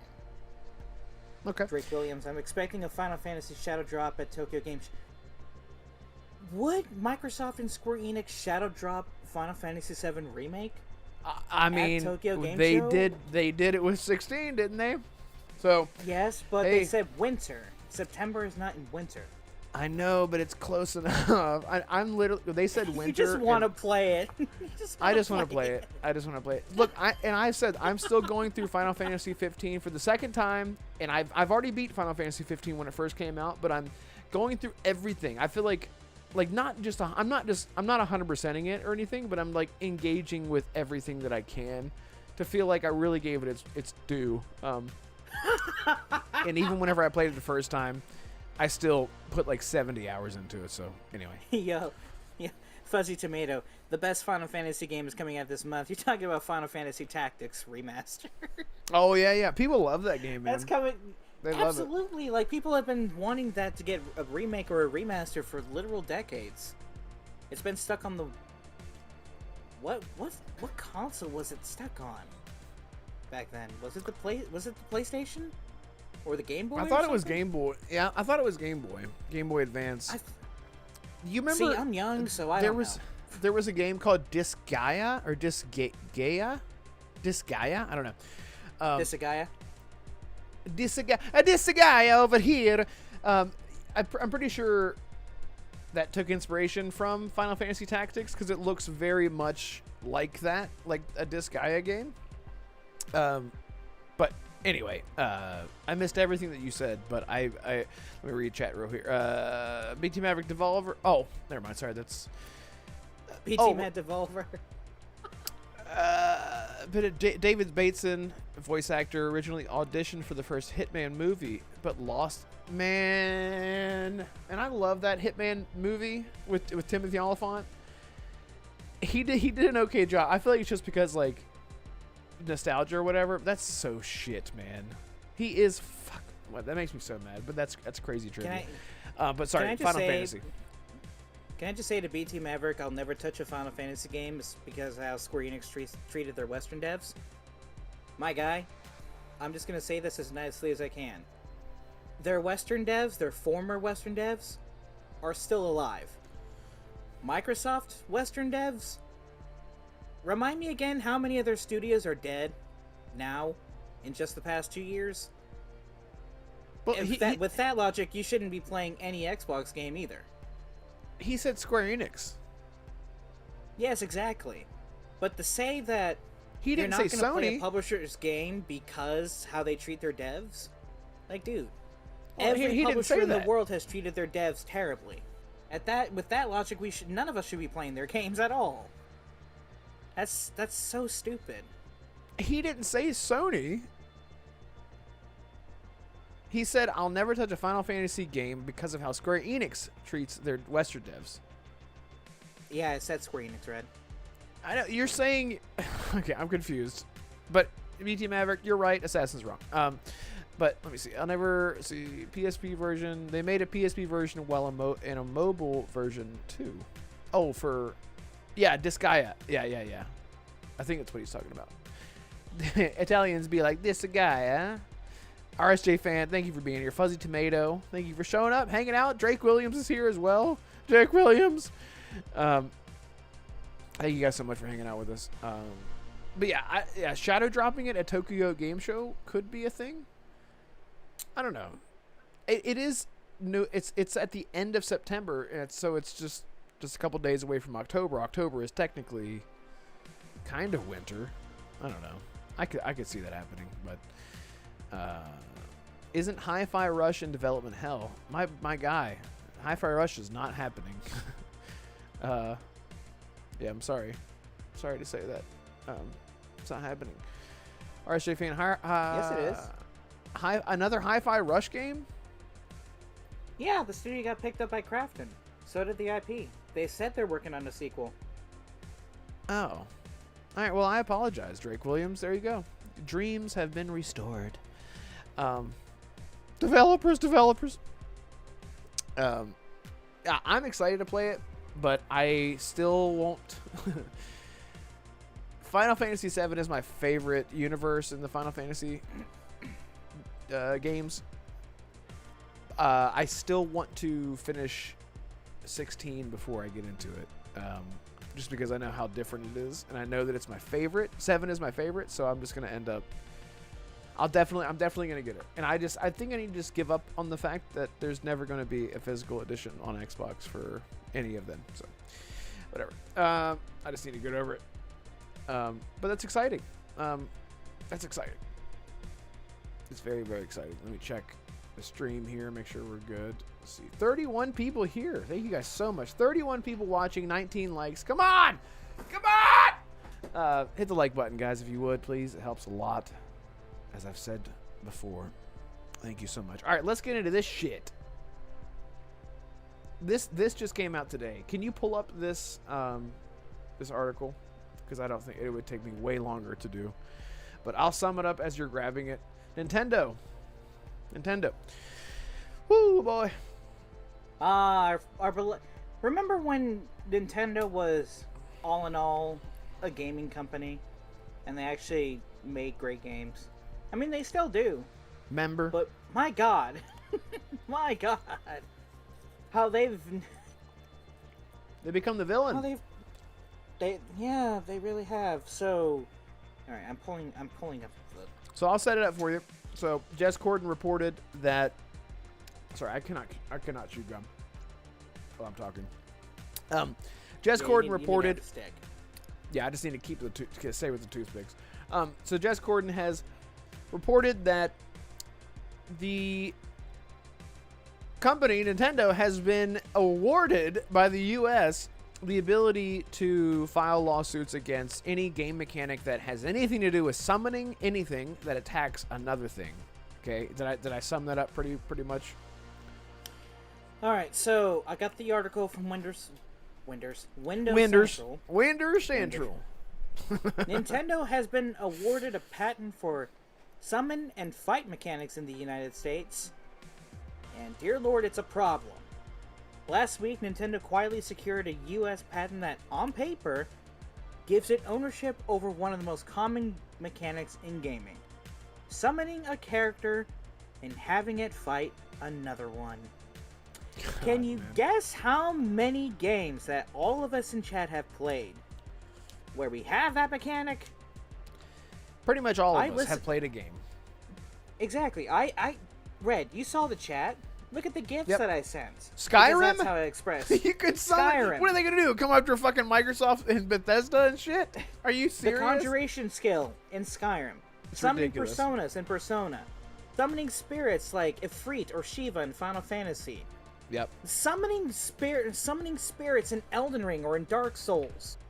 Even frickin' Dishonored, you can summon rats and have them fight people. Right, Like, exactly. How many games are gonna be... How many games are gonna be affected because Nintendo just didn't want to compete? Here's the thing, though. Why? The thing, and this is just shit news. My explanation of this, not explanation, but my thoughts on it is that Nintendo notoriously don't even attack. They only go after someone if it hits them in the wallet, right? Pal World made a better Pokemon game than we've gotten in the past 15 years, arguably. And then it started making money. And then Bethesda. Then Nintendo said, they're making money, go after them. But they didn't go after Nexomon. They didn't go after Temtem. There's so many Pokemon clones that didn't do great financially that they just said, nah, that's fine. They're not making that much money. Let's wait. And it's like, if you're going to patent something, go after everyone. Don't just go after just the guy that's doing really well, the underdog with Pal World, with those guys. And now this... So all I'm saying is that the patents that they used against Pal World, they had not gone after anyone legally in years. They just let them sit there. And then they said... Because they could have gone after Nexomon, they could have gone after Temtem, but they didn't because they didn't do well. So now Pal World is doing really well, and they're like, we are just going to go after. We're just going to lock this patent down to make sure that we are still the one and only big dog that can have anything Pokemon related, even if no matter how shit it is, no matter how terrible the quality is, we're going to be the ones to say, sit down. Stop making good games. Yeah, it's so ridiculous, man. It's so ridiculous. Like, I hate it. I hate it. So I hate Nintendo so much. So two things. One, if you think that Power World's going to be the only creature summoning game that's going to be attacked by Nintendo, you're sorely mistaken. Because the Genshin Impact devs, Hoyoverse, they announced their next project, and guess what it is? A creature collecting gacha game. Nice. Wonderful. Oh boy. And can you... Dude, Genshin, Honkai, and ZZZ. All 3 of those games are gacha games, and they make billions. In just 3 months. Imagine how much money that they're going to make based on that game. So of course Nintendo's going to take notice, and they're going to go after Hoyoverse as well. Second thing I want to point out, if you think that this patent is just exclusive to RPGs, it's not. Because looking through my wish list, guess what other genre of game has summoning and fighting mechanics? What's that? Freaking fighting games! Fighting games? Mortal Kombat has a feature. In Mortal Kombat 1, it has a feature that you can tag and summon a secondary fighter to fight another character. Same with Injustice, Marvel Tokon. Like, even fighting games are not immune from this. That's ridiculous. It is... The audacity, the fact that Nintendo would rather patent something and affect every game, or so many games, instead of just manning up and competing, is just so stupid. Out of all, like, it's, alright, like, to equate this, imagine if, like, Tainted Grail just came out. Now, Tainted Grail is obviously a very heavily inspired by games like Skyrim and just Bethesda games in general, and they're a much smaller team. And that game has had tons of support from the fans. People love it for what it is. But imagine if it did really, really well. Like, I'm trying to think of like an actual other Bethesda type game that's done really, really well outside of something like Obsidian, right? Imagine if Bethesda started going after all these other RPG studios because they had more simulation to them than RPGs. Like, that's ours. Can't do that. Can't do that. All this is doing is neutering creativity and competition, like you said. I keep trying to say Bethesda. Nintendo, all their past few Pokemon games have been so bad, and they've been so bad performance-wise. They've been bad, like quality-wise, like content-wise. They've been terrible. They've been so bad that when Game Freak showed off their new IP at the Xbox Showcase, I don't know if you remember, the Beast of Reincarnation game, we said it during the live stream. This is Game Freak, the Pokemon devs? Oh, right. So right. they can make a game. They can make a good game. Right. But with Pokemon, it's just like, what the fuck is that? Because I saw all the glitches from Scarlet and Violet with the characters' heads turning around. Yeah. Like, come on, man. Yeah, Pokemon needs competition, just like Call of Duty needs competition. Well, I think the competition is going to come from devs pushing back eventually, like legally pushing back, because they're strong-arming and bullying, like I said in my tweet, they're strong-arming and bullying creativity with locking everyone out. But yeah, locking everyone out of all these aspects and features that have been in video games for so many years, and Nintendo's like, if we can't do it right, we'll stop everyone else from doing it, and that way we're the only ones. So you won't know the difference between shit and quality because we're the only ones that do it. Got your ass. Is it sad that the more we talk about it, the more I realize that even Capcom is not immune from this? Dragon's Dogma, my guy. Sorry, I had to do that. Even Dragon's Dogma. Dragon's Dogma. What happened with Dragon's Dogma? Oh, because the summoning. It has a summoning and fighting mechanic. Yeah, it does. Yeah, it's so ridiculous, man. Let's see what else. I mean, yeah, Skyrim does it.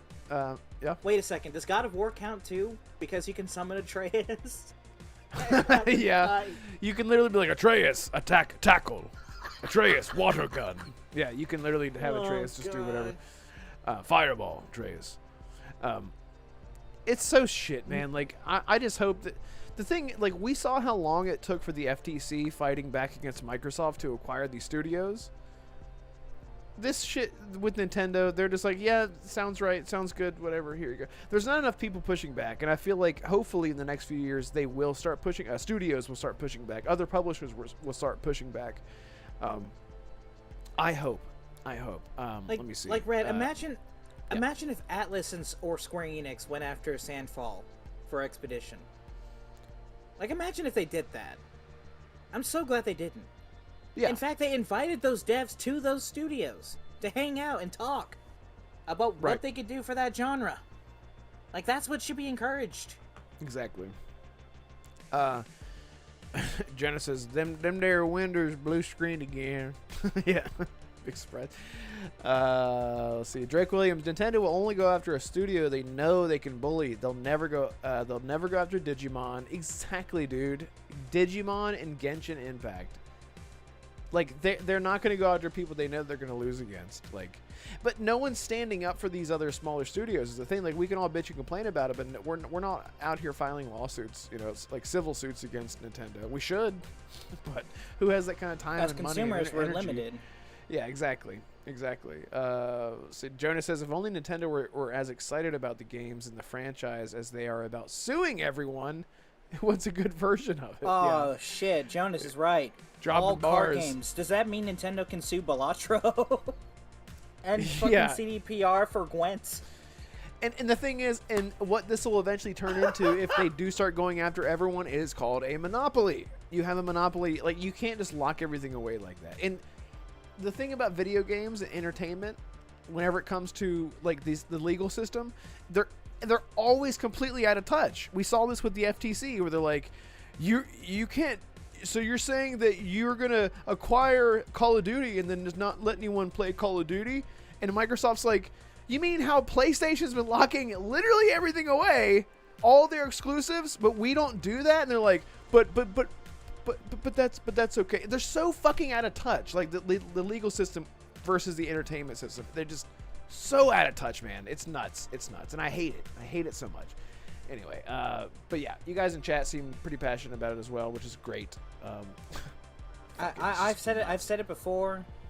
I when it comes to specific publishers like Nintendo and Sony, I like their games a lot. I really do. But when they do stupid shit like this, I'm gonna call them out on it. Because what the fuck does this do for creativity? It stifles it. It does nothing. Like, how many franchises that we're not even thinking of is this patent going to affect? How many studios and publishers are going to have to take time out of their day, instead of helping make great games, are they going to have to go to court and fight against this patent that Nintendo knowingly know why they're doing this? They just don't want to be competitive. They're just trying to stifle competition by shackling Pow World. And I hate it. Because now it's affecting even franchises that had nothing to do with this lawsuit. Yeah. And the fact that the US even granted this patent. Like, what? They're out of touch. We're like, sure, that's not going to cost us anything. Here you go. There you go. It's just... It's ridiculous. It's ridiculous. It's like, why? Yeah. Highlander Grim, what's up, man? Hope you're doing well. Thank you so much for being here, for being a channel member. Shout out to all the channel members here, by the way. If you want to become a channel member, you can. So shout out to RSJ Fan, Drake Williams, Highlander Grim. God, who else is here that's a channel member? There's a lot. Cold Eastwood, Hargeet Chani, American Fury. All you guys. I still haven't updated that list because I'm waiting. You have to like wait like at least 2 months for it to update because it doesn't tell you when it's not a paid member, I guess. It'll just count everyone to gifted members as full-on channel members, so it's really hard to parse. But either way, I don't care. I really appreciate you guys supporting the channel, supporting the show, and shout out to all the new people here. If you're new here to the channel, again, what the hell is this thing? It's a podcast. We go live every single Tuesday, 6 p.m. Eastern Standard Time.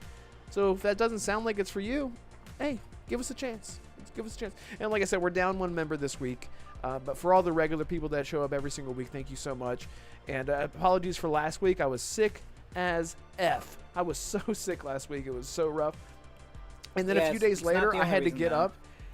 it wasn't the only reason. But then I had to get up because news broke about Bethesda or about Starfield, and I was like, I'm gonna get some coffee, some tea, and just chug a ton of Dayquil and try to sound as normal as I can. And I busted out that video, like 3-minute video. It took me like 2 hours to put together, and I felt like garbage the rest of the day because I had pushed myself way too hard to make that. But I'm so glad that I did. It was totally worth it. And so shout out to anyone here that's watching that's new to the channel because of the Starfield content. And again, more Starfield content coming tomorrow. So if that's what you're here for, it's coming. So thank you again. Oh, you got a new video coming tomorrow. Another video, yeah, just some more, more just the type of timeless content that you can expect from for Bethesda games that I really like making. Covering that kind of stuff. But you'll see, it's nothing. It's nothing. I do.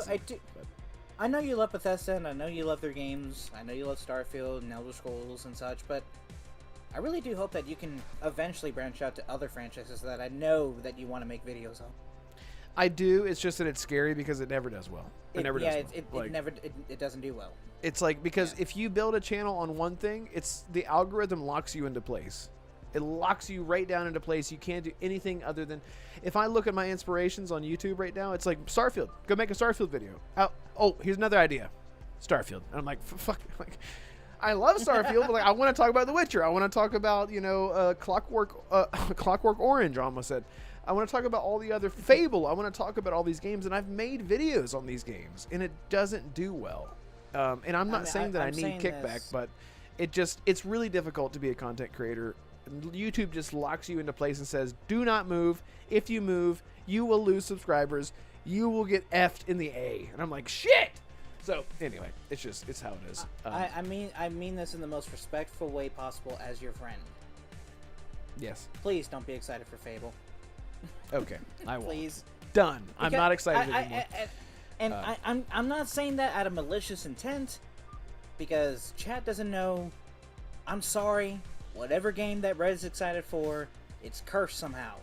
It either comes out broken, it either comes out with weird expectations. Yeah, like something always goes wrong. Yeah, like Bloodlines, I was so excited for like 24 years. I'm waiting for Bloodlines 2. It comes out, there's all this controversy. Yes. There's, oh my god, I'm like, dude, I can't. Starfield, I can't win. Controversial. Starfield 2 came out with a bunch of bugs. Yeah, exactly. No Man's Sky, what the hell was that at launch? Like, yeah. No matter what game Red is, even Metal Gear, performance issues. I'm like, Red, whatever game you like, I'm sorry. It just, something is wrong. It's 100% true. It's so 100% please true. do not be excited for Fable. I won't. I'll just stop right now. Arcane says, I can speak to that. You choose your niche and you can almost never branch out of it. Oh yeah, he says, go check out Arcane. He posted a great video. Watch the whole thing about Blade, upcoming Blade claim. That's coming out soon. He covers all things Arcane Studios, like Dishonored type games and whatnot. But he is trying to branch out as well, and it's very difficult to do. So please go check out the Arcane Realm. He's there in chat. Go click on his name, subscribe to him, like his video, save it for later. Dude, watch the whole thing. Branch out. He yeah, wants it's to really talk about Alan Wake 2 and Remedy, but it's just, yeah, like you said, the algorithm just does not allow you to talk about anything else other than what you built your platform on. It's exactly it sucks. True. Yep. BT Maverick says, I don't want Red Wolf to turn into a Mr. Matty Plays making weird faces in his thumbnail where he's like, yeah, exactly. No, but the AI stuff, is that AI that you use? Yeah, I do use AI. Let me explain this because it's the easiest way that I can explain this. I've always used AI as long as it's ever been available, and I can tell you so many people use AI that you don't notice it. But whenever I'm covering games like Starfield or Bethesda, especially games that I don't have a lot of like footage to, like Stalker, for example, it's really difficult for me to get a screenshot of something with Stalker because number one, it's first person, there's no photo mode, and you have to literally wait for things to happen in game to get a good pose to differentiate one thumbnail from another. So for example, I can get plenty of footage from Starfield where a guy is just standing there with his rifle, right? He's a guard in New Atlantis, and he's got his rifle up, and he's just standing there. I can get that all day long. How many thumbnails can I get out of a dude just standing there holding his weapon, right? the amount of time and effort that it takes to get 2 images for a thumbnail right in photo mode, take the image, download it from the Xbox app, put it onto the PC, remove the background. If it's not upscaled enough, then it just doesn't fit the thumbnail because you didn't get the right angle. So then I gotta get up from my PC, gotta walk over to my Xbox, I gotta go try to capture it again. I'm like, it's so much fucking time and effort just to get the thumbnail that no one's gonna watch. Yeah. So I try, and I know that everyone hates the AI conversation and whatnot, but that's all that I use it for. I only ever use it for characters in thumbnails. So it'll be like a dude with a gun or like a chick with her hand up or whatever.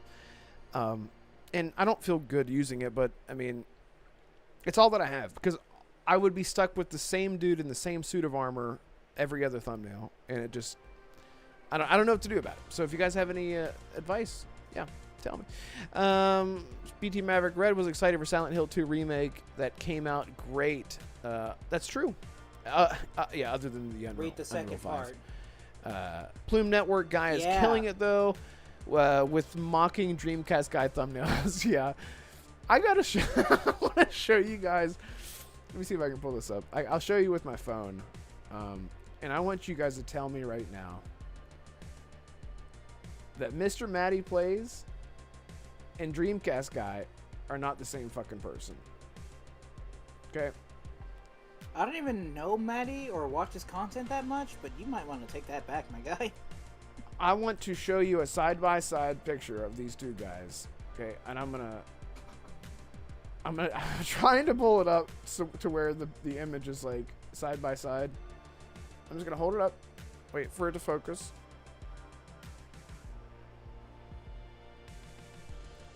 It's not gonna focus. I can't get. Listen, I've been wanting to do something very similar, because Dreamcast guy. This is Dreamcast guy, right? Every thumbnail, he's like, every single time. I've been thinking of now. I know, like we have close friends that try different thumbnails, based off of other content creators that seem to be successful. Man, God, if you go back and look at my thumbnails from like a few years ago, they're awful, man. They're awful. And now they're okay, right? But there's something is working. So what I will say about, clickbait or whatever with thumbnails, you do have to at least, what I always say with content creation with thumbnails, you can't just put everything in a thumbnail because then you don't need to watch the video. So whenever you make a thumbnail, you have to have the viewer ask a question. You have to give enough information for them to say, oh, something new, but what is it? Well, if I say, Starfield got an update, new DLC coming September 15th or whatever, and everyone's like, oh, okay. So and they'll just scroll past. If I say, breaking news, Starfield DLC just got announced, I'm not going to tell you what it is.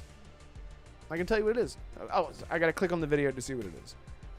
It's really difficult. And years ago, I would agree with all the, and I still get that. You clickbaited me. How the fuck did I clickbait you? I told you Starfield DLC is coming, right? You clickbaiter.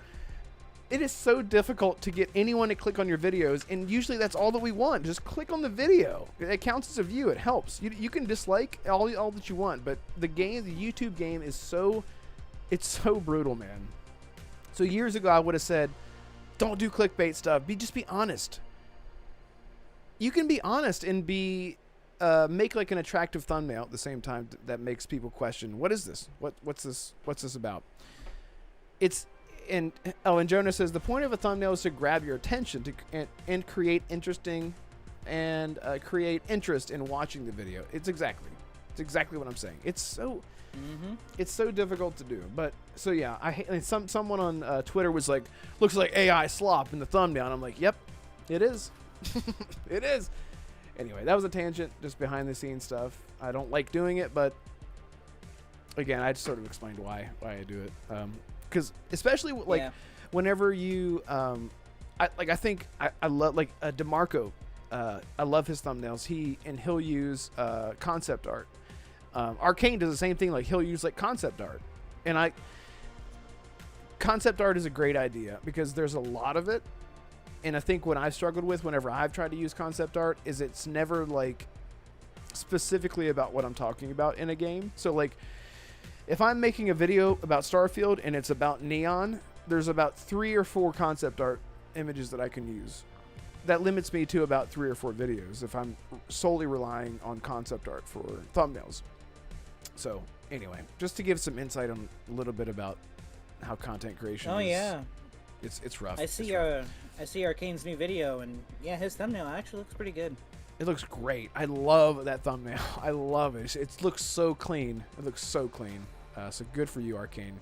I love Arcane's thumbnails. I really do. But anyway, all right. Is that all? That might be all we got. Is there one more thing? We got one more topic, but it's not necessarily one that you and I are interested in, but it's something to know because it is Silksong? It does yes. It does highlight an industry problem that we saw with Baldur's Gate 3 and Elden Ring. Really? So, okay. Well, for those go ahead. Yes, go ahead. So, for those unaware, and I know that BT Maverick has sung its praises about this Silksong, so I'm doing this for him, even though he's been giving me grief all day. Silksong has finally come out after 6 years. September 4th, Hollow Knight Silksong released to the world, and yet nobody could buy it for almost that entire day. Silksong launched on Steam, it kept crashing. Launched on PlayStation, could not buy it. Launched on the eShop, Nintendo had to take the eShop down for almost half a day just to fix the issues. You could download Silksong through Game Pass, but some people couldn't play it.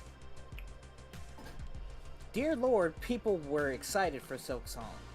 I don't think Team Cherry just knew just how excited everyone was for this game. When was the last time that a game launched and it crashed all 4 digital storefronts? Keep in mind, Team Cherry did not open the game for pre-orders. So everyone was just trying to buy it right there at launch the minute that you could click buy and click accept. It's nuts, No man. one accounted for how big it was or for how damaging it was. And by the way, how much do you think Silksong was, Red? Just give a wild guess. How much did it cost? Yeah, how much do you think it was? Oh, well, Assassin, it had to be at least $60 or $70. My friend. Well, You how are much was absolutely it? Wrong. It launched at $20. What? Oh! Can you imagine how the rest of the AAA industry reacted to that? They were like, good for them. We support smaller devs. Right, Assassin? Maybe on... But here it's like, no, unrealistic expectations. It's unfair. Why can't we do this? You can. You're just upset that Hollow Knight Silksong and games like that, games like Expedition, games like Baldur's Gate 3, it showed that it had soul. Because you don't have yours anymore. That's why you don't like games like these. Right. Because it highlights everything that's wrong with AAA gaming and AAA publishing. Exactly. There was an amazing tweet by Destin Legary, and it might take me too long to find it, but I'll just sort of totally misquote him right here. Destin had a great tweet that said, we're seeing so many developers be upset about this $20 game that's making millions of dollars, 500,000 sales. 500,000 sales in the first day, broke the stores, and then other developers are upset saying this isn't fair. It's not right. Like, you can't do that. And he essentially said it's time for us to stop looking at what the problem is with specific studios and look at the system as a whole and how it's broken. And we are slowly starting to see how some games, Mafia of the Old Country, $50. Claire Obscure, $50. That's game of the year, man. Right? Hollow Knight Silksong, $20. Exactly. It's a great point because if you make a good game, it doesn't matter. If it's a good game, people will buy it, right? if you have an overpriced game, people will stop and pause and say, what else is coming out in that month? Maybe I'll wait. No, $50, $30, $20. If it's a good game, they'll buy it, you know? And again, this studio has been developing this game for many years now, and it's a smaller team, and they're not they can't be spending that much on overhead, right? This isn't a team of, and I could be wrong, but I'm pretty sure Hollow Knight Silksong is a small team of what, like 20 people? Something like that?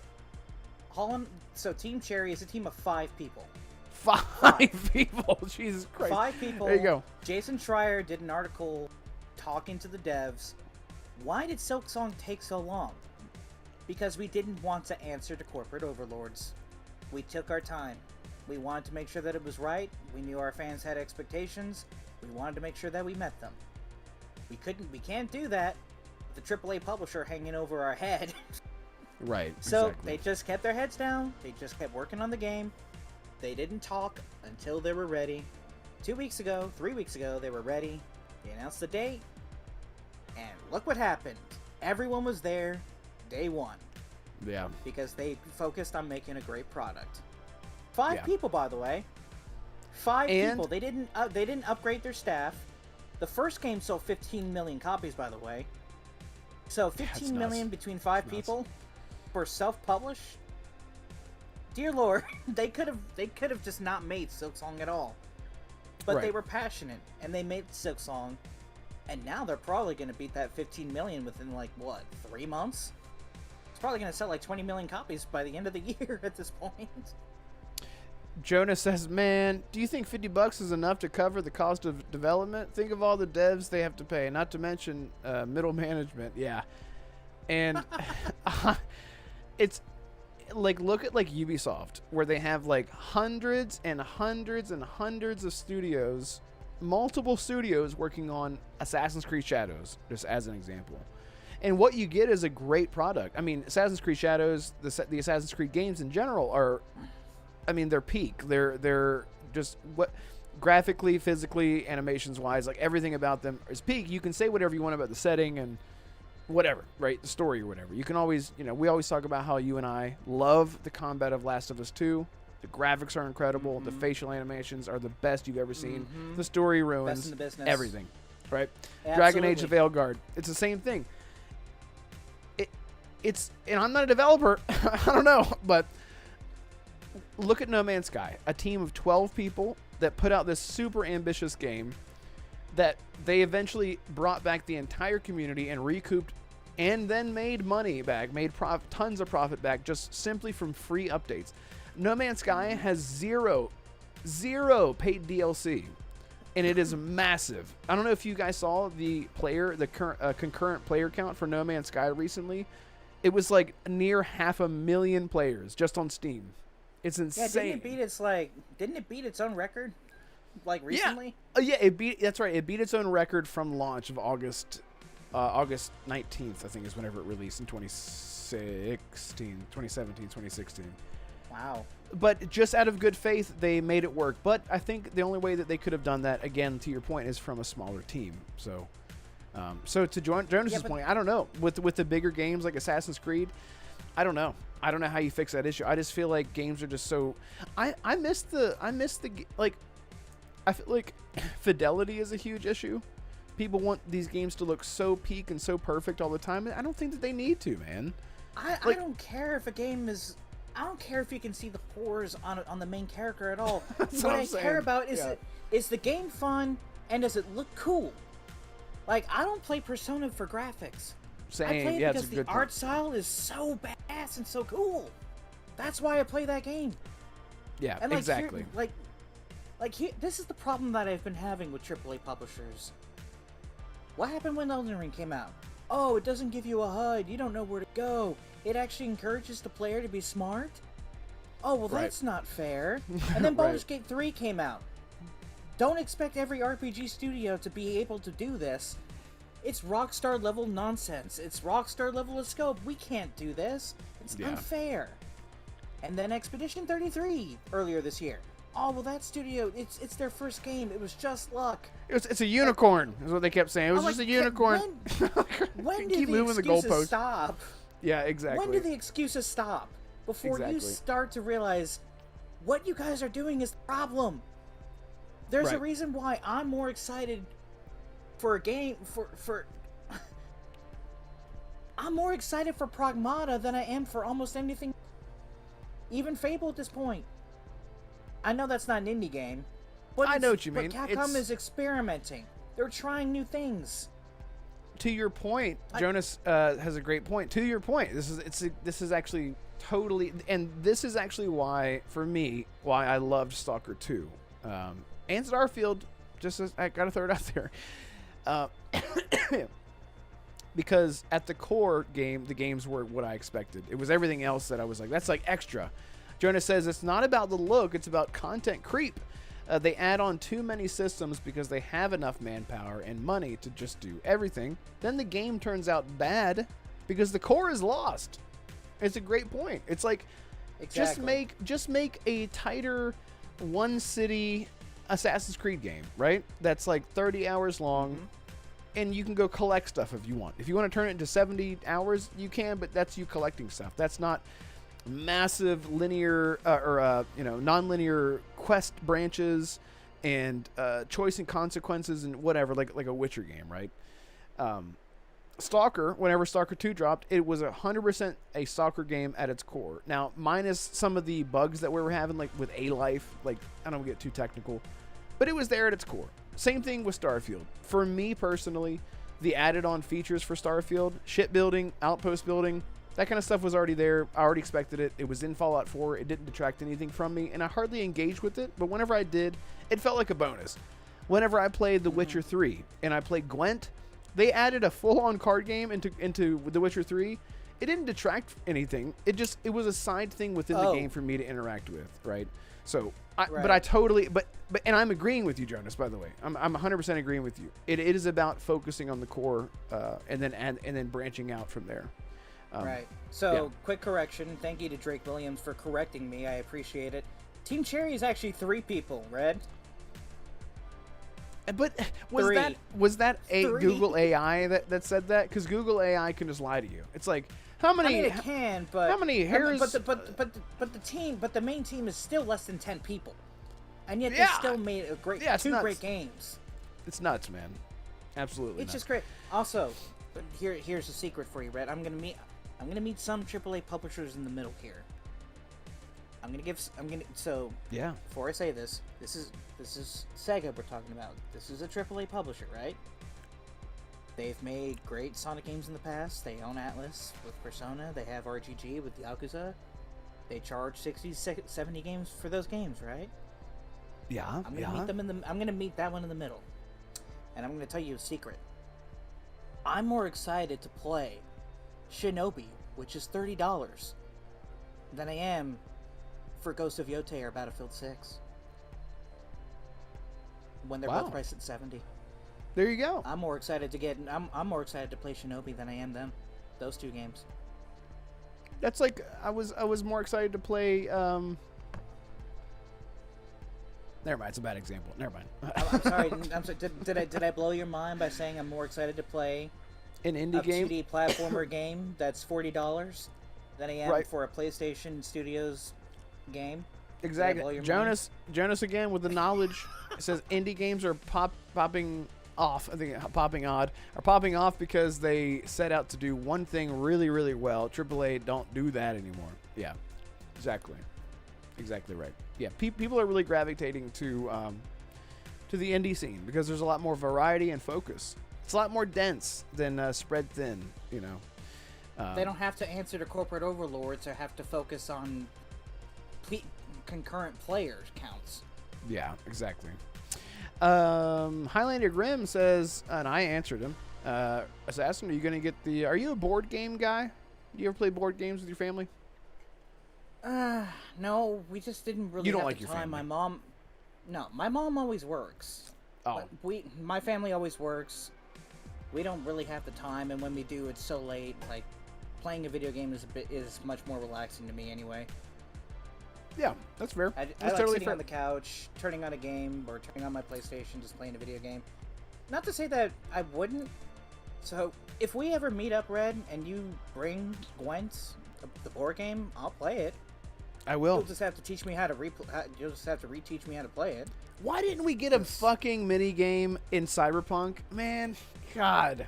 Do you guys remember anyone who's old like me? You remember KOTOR, Sabak? Not Sabak. What was it called? Pazak, right? The card game. That game was so simple. It was just about like math, and I was so addicted to it. It was so good. I played KOTOR 2 years ago, replayed it. And that little mini game was just so ridiculously fun. It was just so dumb, and it was the same thing. This just now hit me in The Witcher 3, where it's like, Geralt, we've got to save the villagers. He's like, 1 second, and he walks over to the bartender. He's like, want to play a game of Gwent? And he's like, sure, why not? And you're like in the middle. That is the same thing that happens in Knights of the Old Republic. He's like, the Mandalorians are attacking the city, and you're like, how about a game of Pazak? And he's like, sure.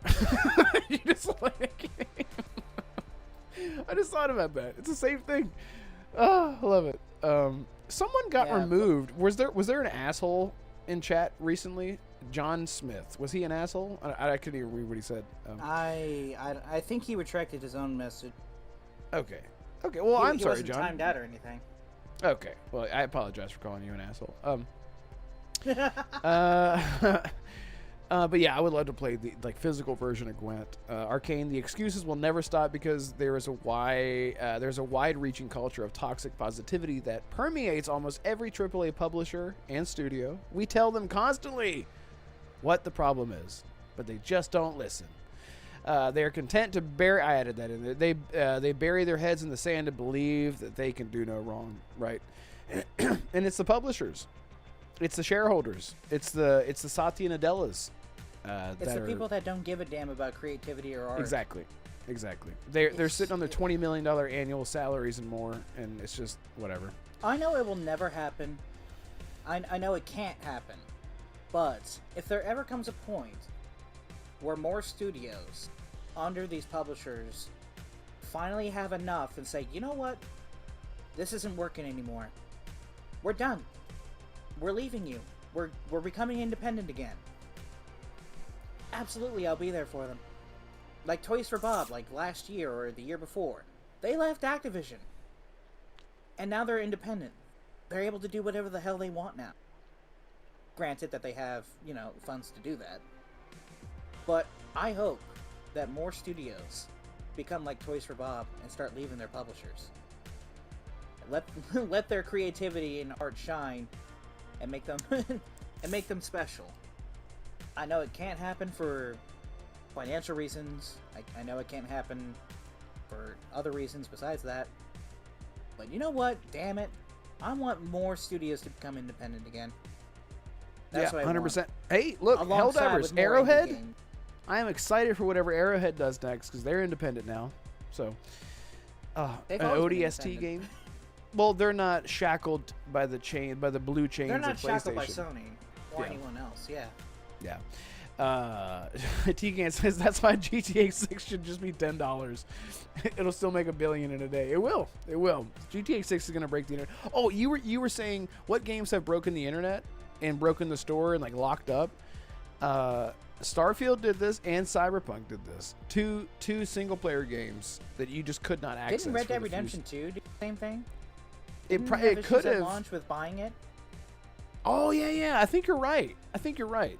I mean, I would believe that. It's Red Dead. It's like Rockstar. If all four of these storefronts went down for just Silksong.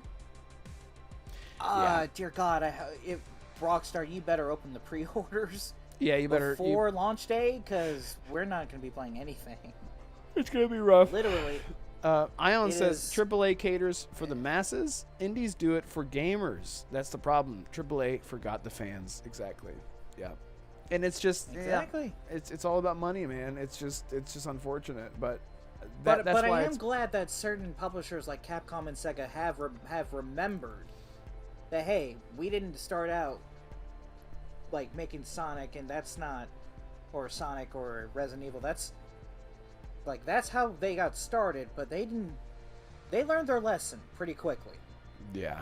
Right, I'm pretty sure you remember the quote unquote Crapcom era. And then they learned their lesson with RE6, with Street Fighter V. Monster Hunter was niche, but they learned their lesson. They actually cultivated the experiences that made them who they are, and they doubled down on it. And they remembered the fans that lifted them up, and look where they are now. Yeah. They're probably the only major AAA publisher that I actually truly, almost 100% respect. Right. Because of that. I don't know if you agree with that sentiment, but that's just how I feel. Yeah. Yeah, no, I disagree. So Jonah says, if it was all about money, they'd make good games people want to buy. Yeah, I mean, pretty simple. Pretty simple concept. Yeah, Fuzzy, right? yeah. Yeah, Fuzzy, I'm not saying Capcom to bullshit that they pull. Like, we brought it up when Dragon's Dogma 2 introduced microtransactions. I still don't think that they should put them in there. But it doesn't force it down your throat like some of these other AAA publishers do. Right, like, it's more there as Capcom like is like bonus. Yeah, Capcom's like, hey, here, $3 for a fucking tuxedo suit for Leon in Resident Evil 2, and I'm like, whatever, I'm not gonna buy it. Like, but if it was like locking down the signature stuff, and you have to wear a tuxedo and look ridiculous, we're forcing you to buy this if you don't want to feel like an idiot. The New Game Plus thing, that was kind of dumb. Was that Sega? I believe that was Sega Dragon's started Dogma? the New Game Plus? Or I thought no. Oh no. Sega. I'm sorry. I was thinking Capcom. No wait. What did Dragon's Dogma 2 did something where they locked you introduced the crystals? It locked.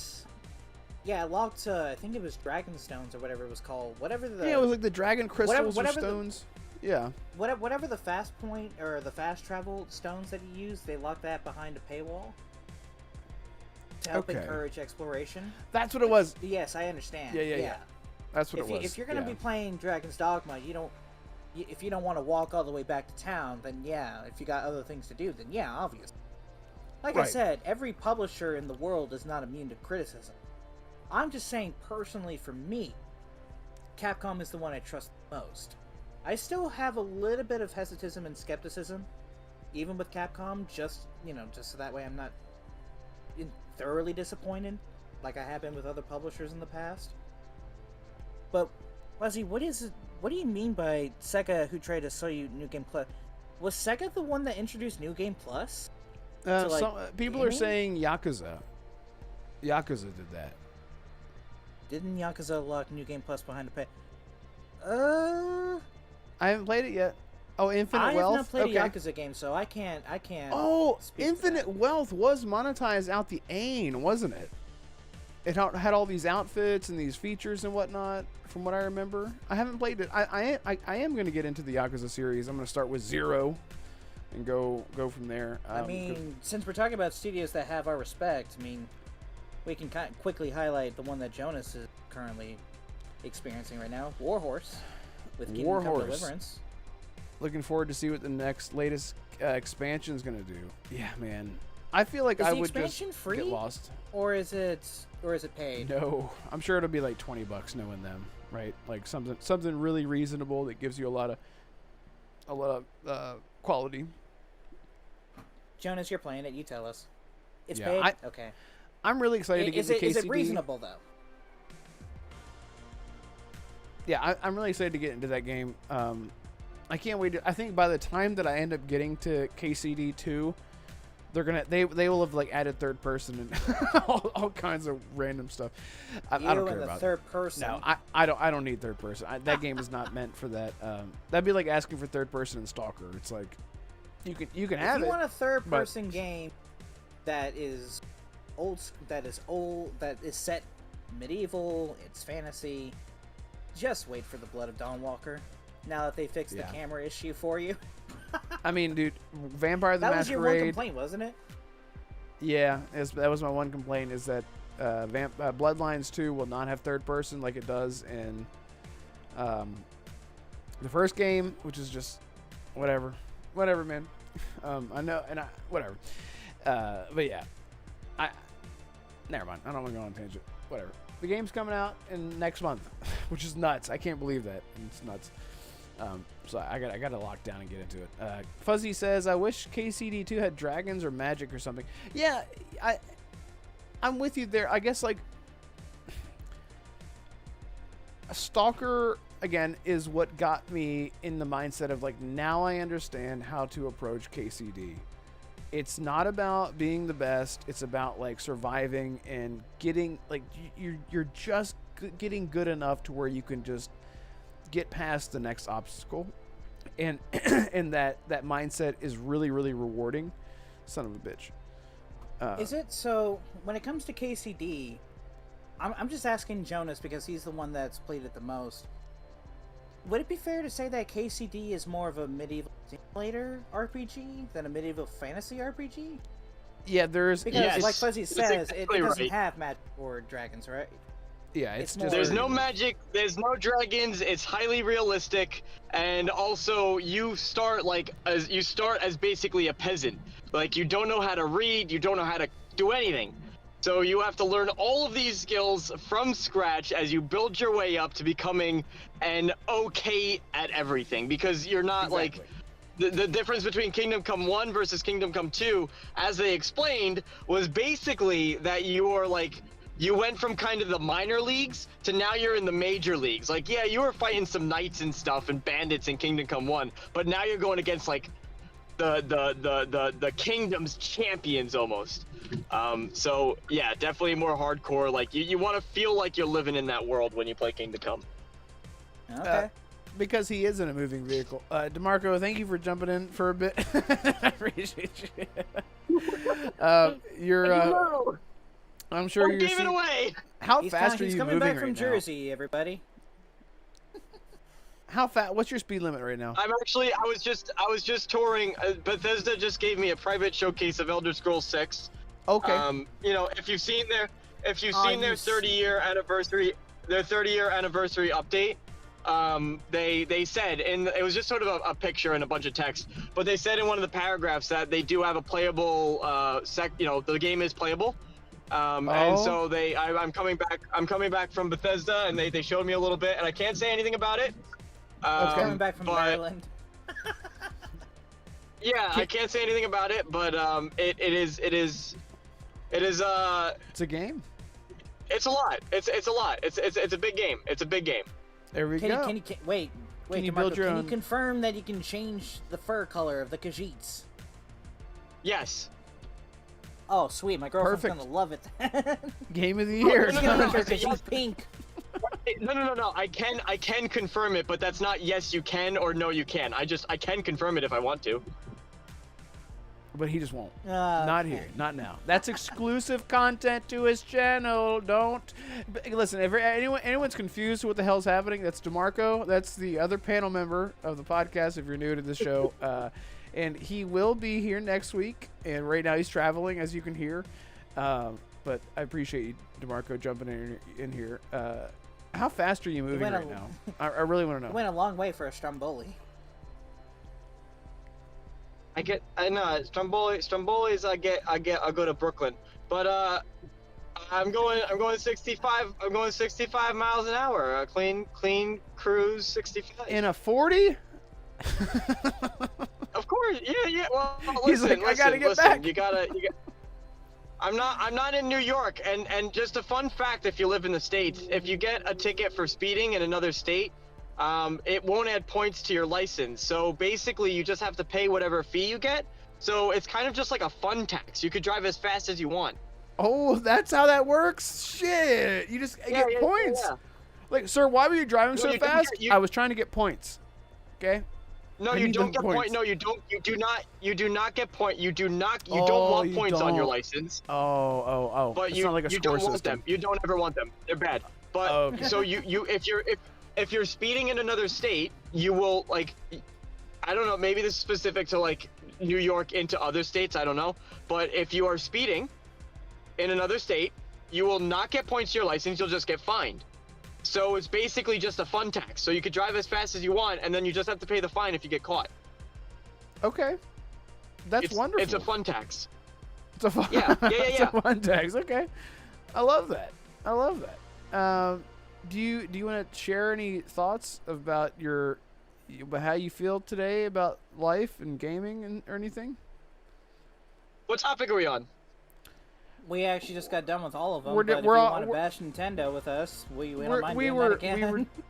Yeah, we were actually just wrapping up the show, but we were. Why is the show that I'm not on the one that ends in an hour? What the hell is this? Because we didn't start at 5. We started at 4. We started an hour early, just because.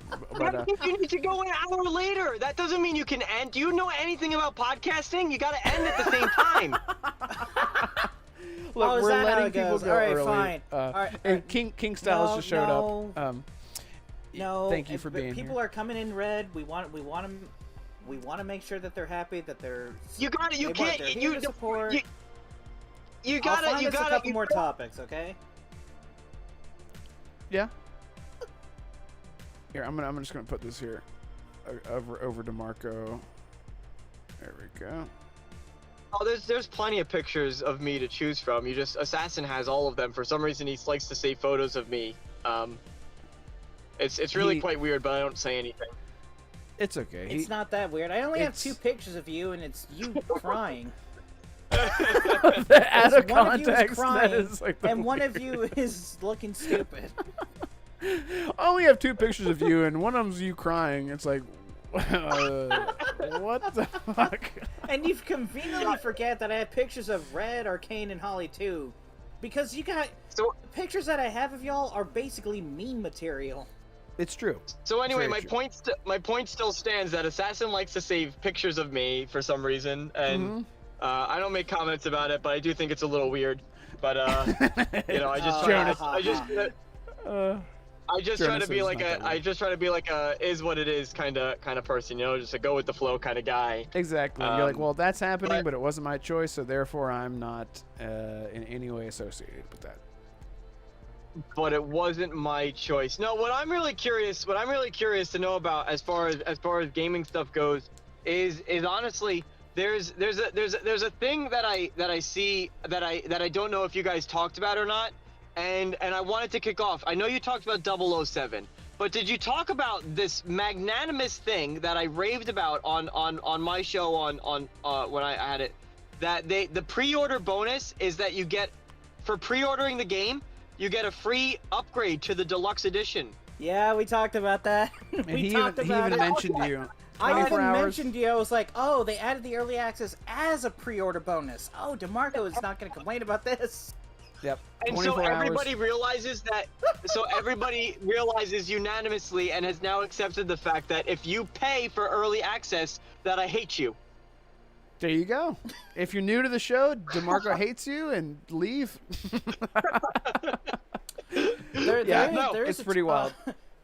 So not actually, but it's awesome. It's awesome that like it just goes to show that that's possible, that studios can do that, but they are ripping you off. Like you're getting ripped off, and I think that kind of validates my stance when it has been on it the whole time.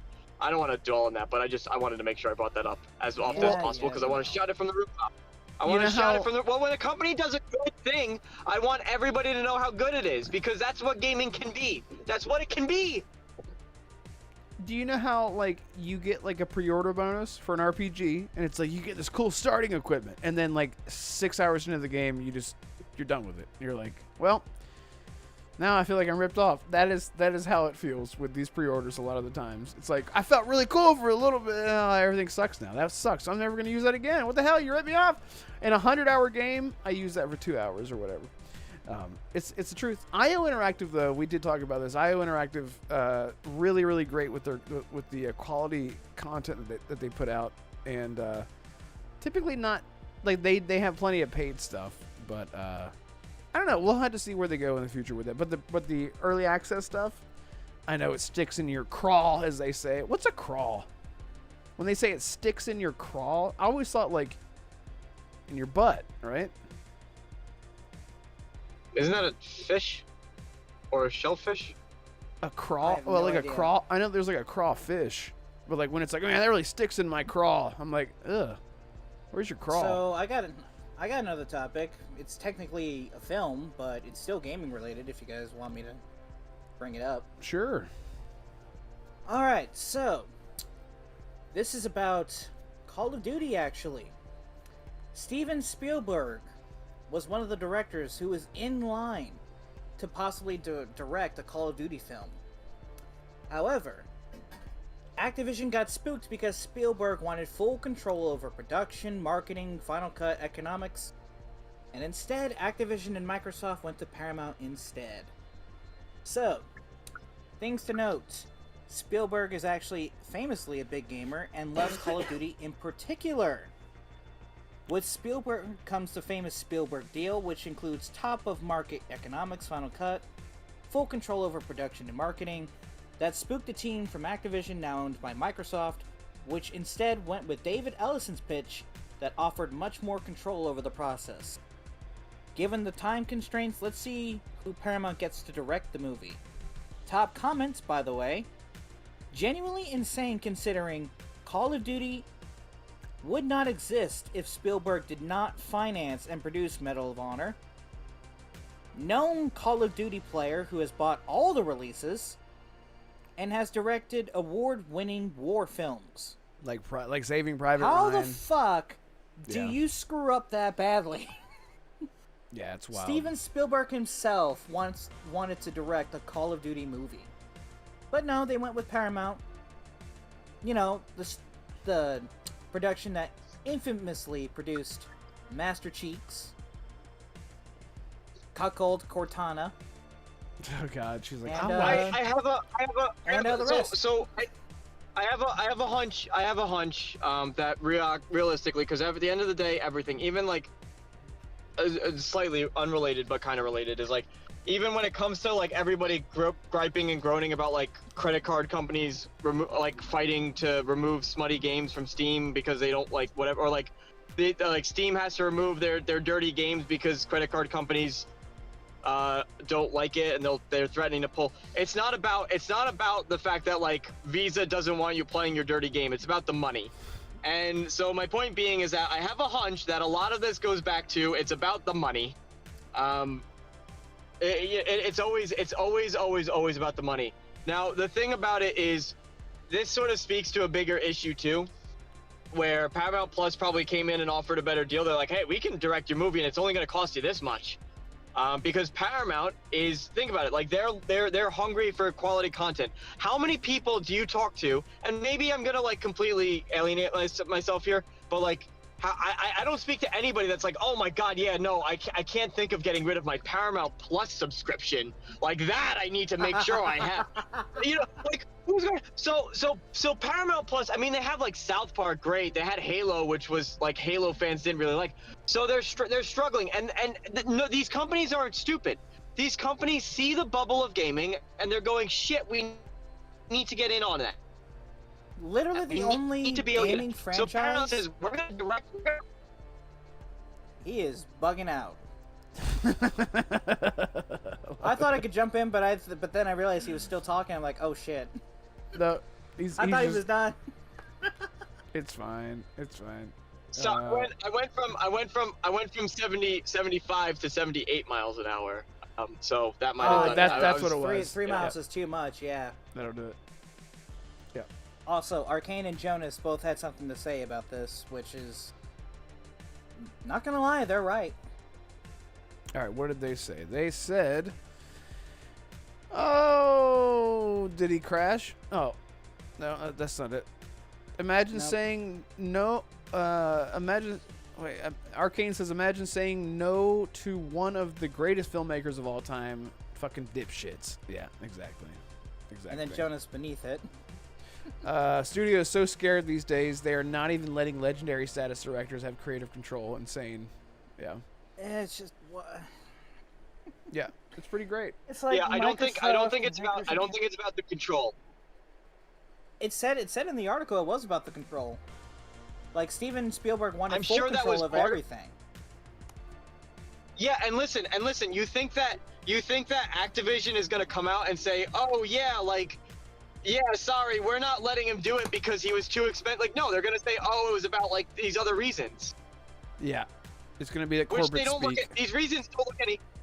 Yeah, don't get me wrong. These reasons don't look any better. Like, I'd rather they come out and say he wanted too much money. That to me is a lot better. But they don't want to say, like, then what's the perception if they say that it was too much money? The perception is that the show's gonna be cheap, and now no one's gonna want to watch it. He Right. heard me say it was a film, right? It's not a TV show. Oh, sorry, film. Yeah, film. Whatever. It doesn't matter. Film, TV show, same thing. Just wanted to make sure that, you know. Anyway. Anyway, So, yeah. Red, what do you think? Like, would you have watched the Steven Spielberg Call of Duty film? Hell yeah, I would have watched it. I mean, I feel like it's just gonna be like another. I don't know what they can do to differentiate it from something like Extraction or like Zero Dark 30 or like I don't know what's gonna make it stand out. Like other than name brand alone will bring people in to watch the Call of Duty show. And like I would love to see a Call of Duty show based on Black Ops because that's more like heady and more like, you know, Yeah, but espionage. that's the thing. Like Steven Spielberg, it says in the article itself, like he buys all the Call of Duty games. So, my question is, if he was going to make a Call of Duty movie, was he going to do like Modern Warfare or was he going to do Black Ops? That's the thing. Or was he gonna do like older subgenres ones? of Call of Duty, but they all have their own separate fan bases. Like Yeah, like the casuals buy no matter what, but there are some people that specifically like Modern Warfare, and there's some that specifically like Black Ops. Right. So, could they have done a military thriller? Because we don't have that. We don't have military thrillers that much. At least none that I can think of. Oops. Sorry. Or maybe an espionage thriller. If it was Black Ops, I don't know. Maybe Damarco's right. Maybe this wasn't meant to be. But still, it sucks. It sucks. It's always about money. Yep. Yeah. Always. Yeah, we know. That's funny coming from an Italian. No offense. It's always about the money. And he knows. He knows all about it. But DeMarco, thank you for jumping in last minute. Appreciate you doing that. And where can people find That's you? Red's way of saying shut the hell up. That's Red saying he wants to end it early. Yeah, what do you got going DeMarco on, dude, man? YouTube and Twitter links. DeMarco dude, YouTube, Twitter links in the description. I gotta drive fast. Yep. You have anything you working on or? No specific projects at the moment, but got a couple ideas for video stuff. I have kind of the games carved out that I want to talk about. Start up with Elder Scrolls 6 stuff. Obviously Fallout, TV show when it starts getting a little bit closer. I want to do a review series of that show, which should be fun. Oh, that sounds fun. Yeah, love that. Yeah, I would love to do a TV show review. See how I do with it. And then I want to talk about Exodus, and I want to talk about the next Mass Effect and the next Witcher game. So all these upcoming RPGs, I'm excited for. Did you see There that you go. they did another info dump on the Expanse, Osiris Reborn? They did, yeah. That's another one that I'm really interested in. I did, and I wish I was around to cover it and go dive into those details, because every time I see things about Exodus, it sounds better and better. They're taking inspiration from all the right places. They are, and they're a team of, it's a really perfect scenario of, here's a team of seemingly talented people, right? They're a new studio, so we have to see what the final product is. But here's a team of really dedicated, passionate people that they love Mass Effect, and they also love this Expanse. And actually, no, I can't say that. It's Owlcat. Sorry, I'm getting my studios mixed up. Owlcat is a team of really talented people. Sorry, I was getting confused with Exodus, which is new. But yeah, Owlcat is a really talented studio. They have a lot going for them. They have all the inspirations in the right place, and they're a studio that really does great with insanely dense lore. Like, working in Warhammer is in and of itself a massive feat, right? Because the lore is just so dense. So they specialize in that. Pathfinder too. They specialize in that. They're right in their element, and then they're fans of kind of that genre and style of game that they're making. So I have full confidence that they can sort of look at everything that games like Mass Effect 2 did, and then sort of say, hey, here's where we can make it better, and it's also in the Expanse, and make something that feels and plays unique and sort of dives into all the elements, like the choice and consequence that that fans might have missed a little bit from Mass Effect, even though it was such a great trilogy. Well said. Well said. Yeah, really, really excited for all that. You don't need to. I would recommend checking out the Expanse. I think it would elevate your excitement for that game. Yeah, I have a. Oh, watching the show. Yeah, because apparently you only need to watch season 1 and 2 to really get like a feel for what's happening in the universe. Because the game takes place around season 2, I think, is what they said, something like that. But it's a beginning lot. of season 3. First 2 books and up to the beginning of season 3. Okay, there you go. So I'm wrong. I mean, if I'm gonna take time out of my day and watch a show, I'm gonna keep watching afterwards. Yeah, that if the game does well, who knows? They may base it around between season 5 and 6. You never know. And I only I usually only invest in TV shows if it's like leading into something else, which I know it sounds weird, but like I don't know. I love having like the carrot on the end of the stick with that kind of stuff. Movies are one-off, but sometimes TV shows lead into movies, like the Marvel movies, whatever. It's like it's elevated because you know what came before and you get all the references and whatnot. But either way, really excited about that. Please go check out Damarco in the description. He's in the description. He's right there. Click on him. And Assassin, where are you? You can find me on Twitter at Assassin52. I refuse to call it X. I've said that before. Twitter just sounds more normal to me. I'm not a content creator like Red and Damarco and Arcane, and technically Jonas is a content creator since he makes pretty much almost everyone's thumbnails. But yeah, you can find me on Twitter. My link is in the description down below. I'm pretty much here every Tuesday with these lovely 2 gentlemen who I'm lucky to call friends, and that's about it. No. I think that's the nicest thing Assassin has ever said. Yeah, you should hear how he talks behind the scenes. You forget it's opposite day. It's opposite day. Oh man. I'm only kidding. It's not. I don't know when opposite day is. That's how he got you. That's how I got you. And yeah, all of our links for Twitter are in the description below. So if you want to follow us there on Twitter, it's Twitter. You can do that, and that'd be great. Check out all the stuff that we're tweeting and twatting about. That'd be great. Wonderful. Perfect. And thank you guys so much for being here. Shout out to BT Maverick, Jonas. Thank you so much to the channel members like Highlander Grimm, Drake Williams, Highlander Grimm, RSJ Fan, Drake Williams, and everyone else that I can't see. Thank you so much for the super chat, Yadani and Game Seeker. It's very nice of you. Really, really appreciate it. And thanks for hanging out with us. This early weird show that we did for whatever reason. But thank you guys so much for being here. Hit the like button. Leave a comment after the show goes not live. It helps a lot. Comments are like a lifeline for getting recognition, especially because podcasts ruin channels, apparently, from what I'm seeing. It's wonderful. So please leave a comment. Just do like a poop emoji. I don't care. Do something. It would help a lot. But thank you guys so much for being here. Damarco, thank you for jumping in. Assassin, thank you for... Wait! Yeah? Don't forget to hype the video, too. Oh, that's right. Hype the video. Hype the show. You can hype the show if you want. What I would really say is only hype the stuff for me that's not my typical stuff. Just to see if it works. Like, again, like if I make like a Witcher video or like an Elder Scrolls video, hype it then. Don't, you know what I mean? Like, I don't believe this hype thing just yet. But if you want to hype the show, I'm not going to stop you. That'd be great. But BT Maverick, hype the show. No harm in it. No harm in trying, I guess, but I just don't want you guys to waste your hard-earned hype points. How the fuck is this world coming to? Anyway, all right, thank you guys so much. We'll see y'all next time. Goodbye, everyone. Goodbye.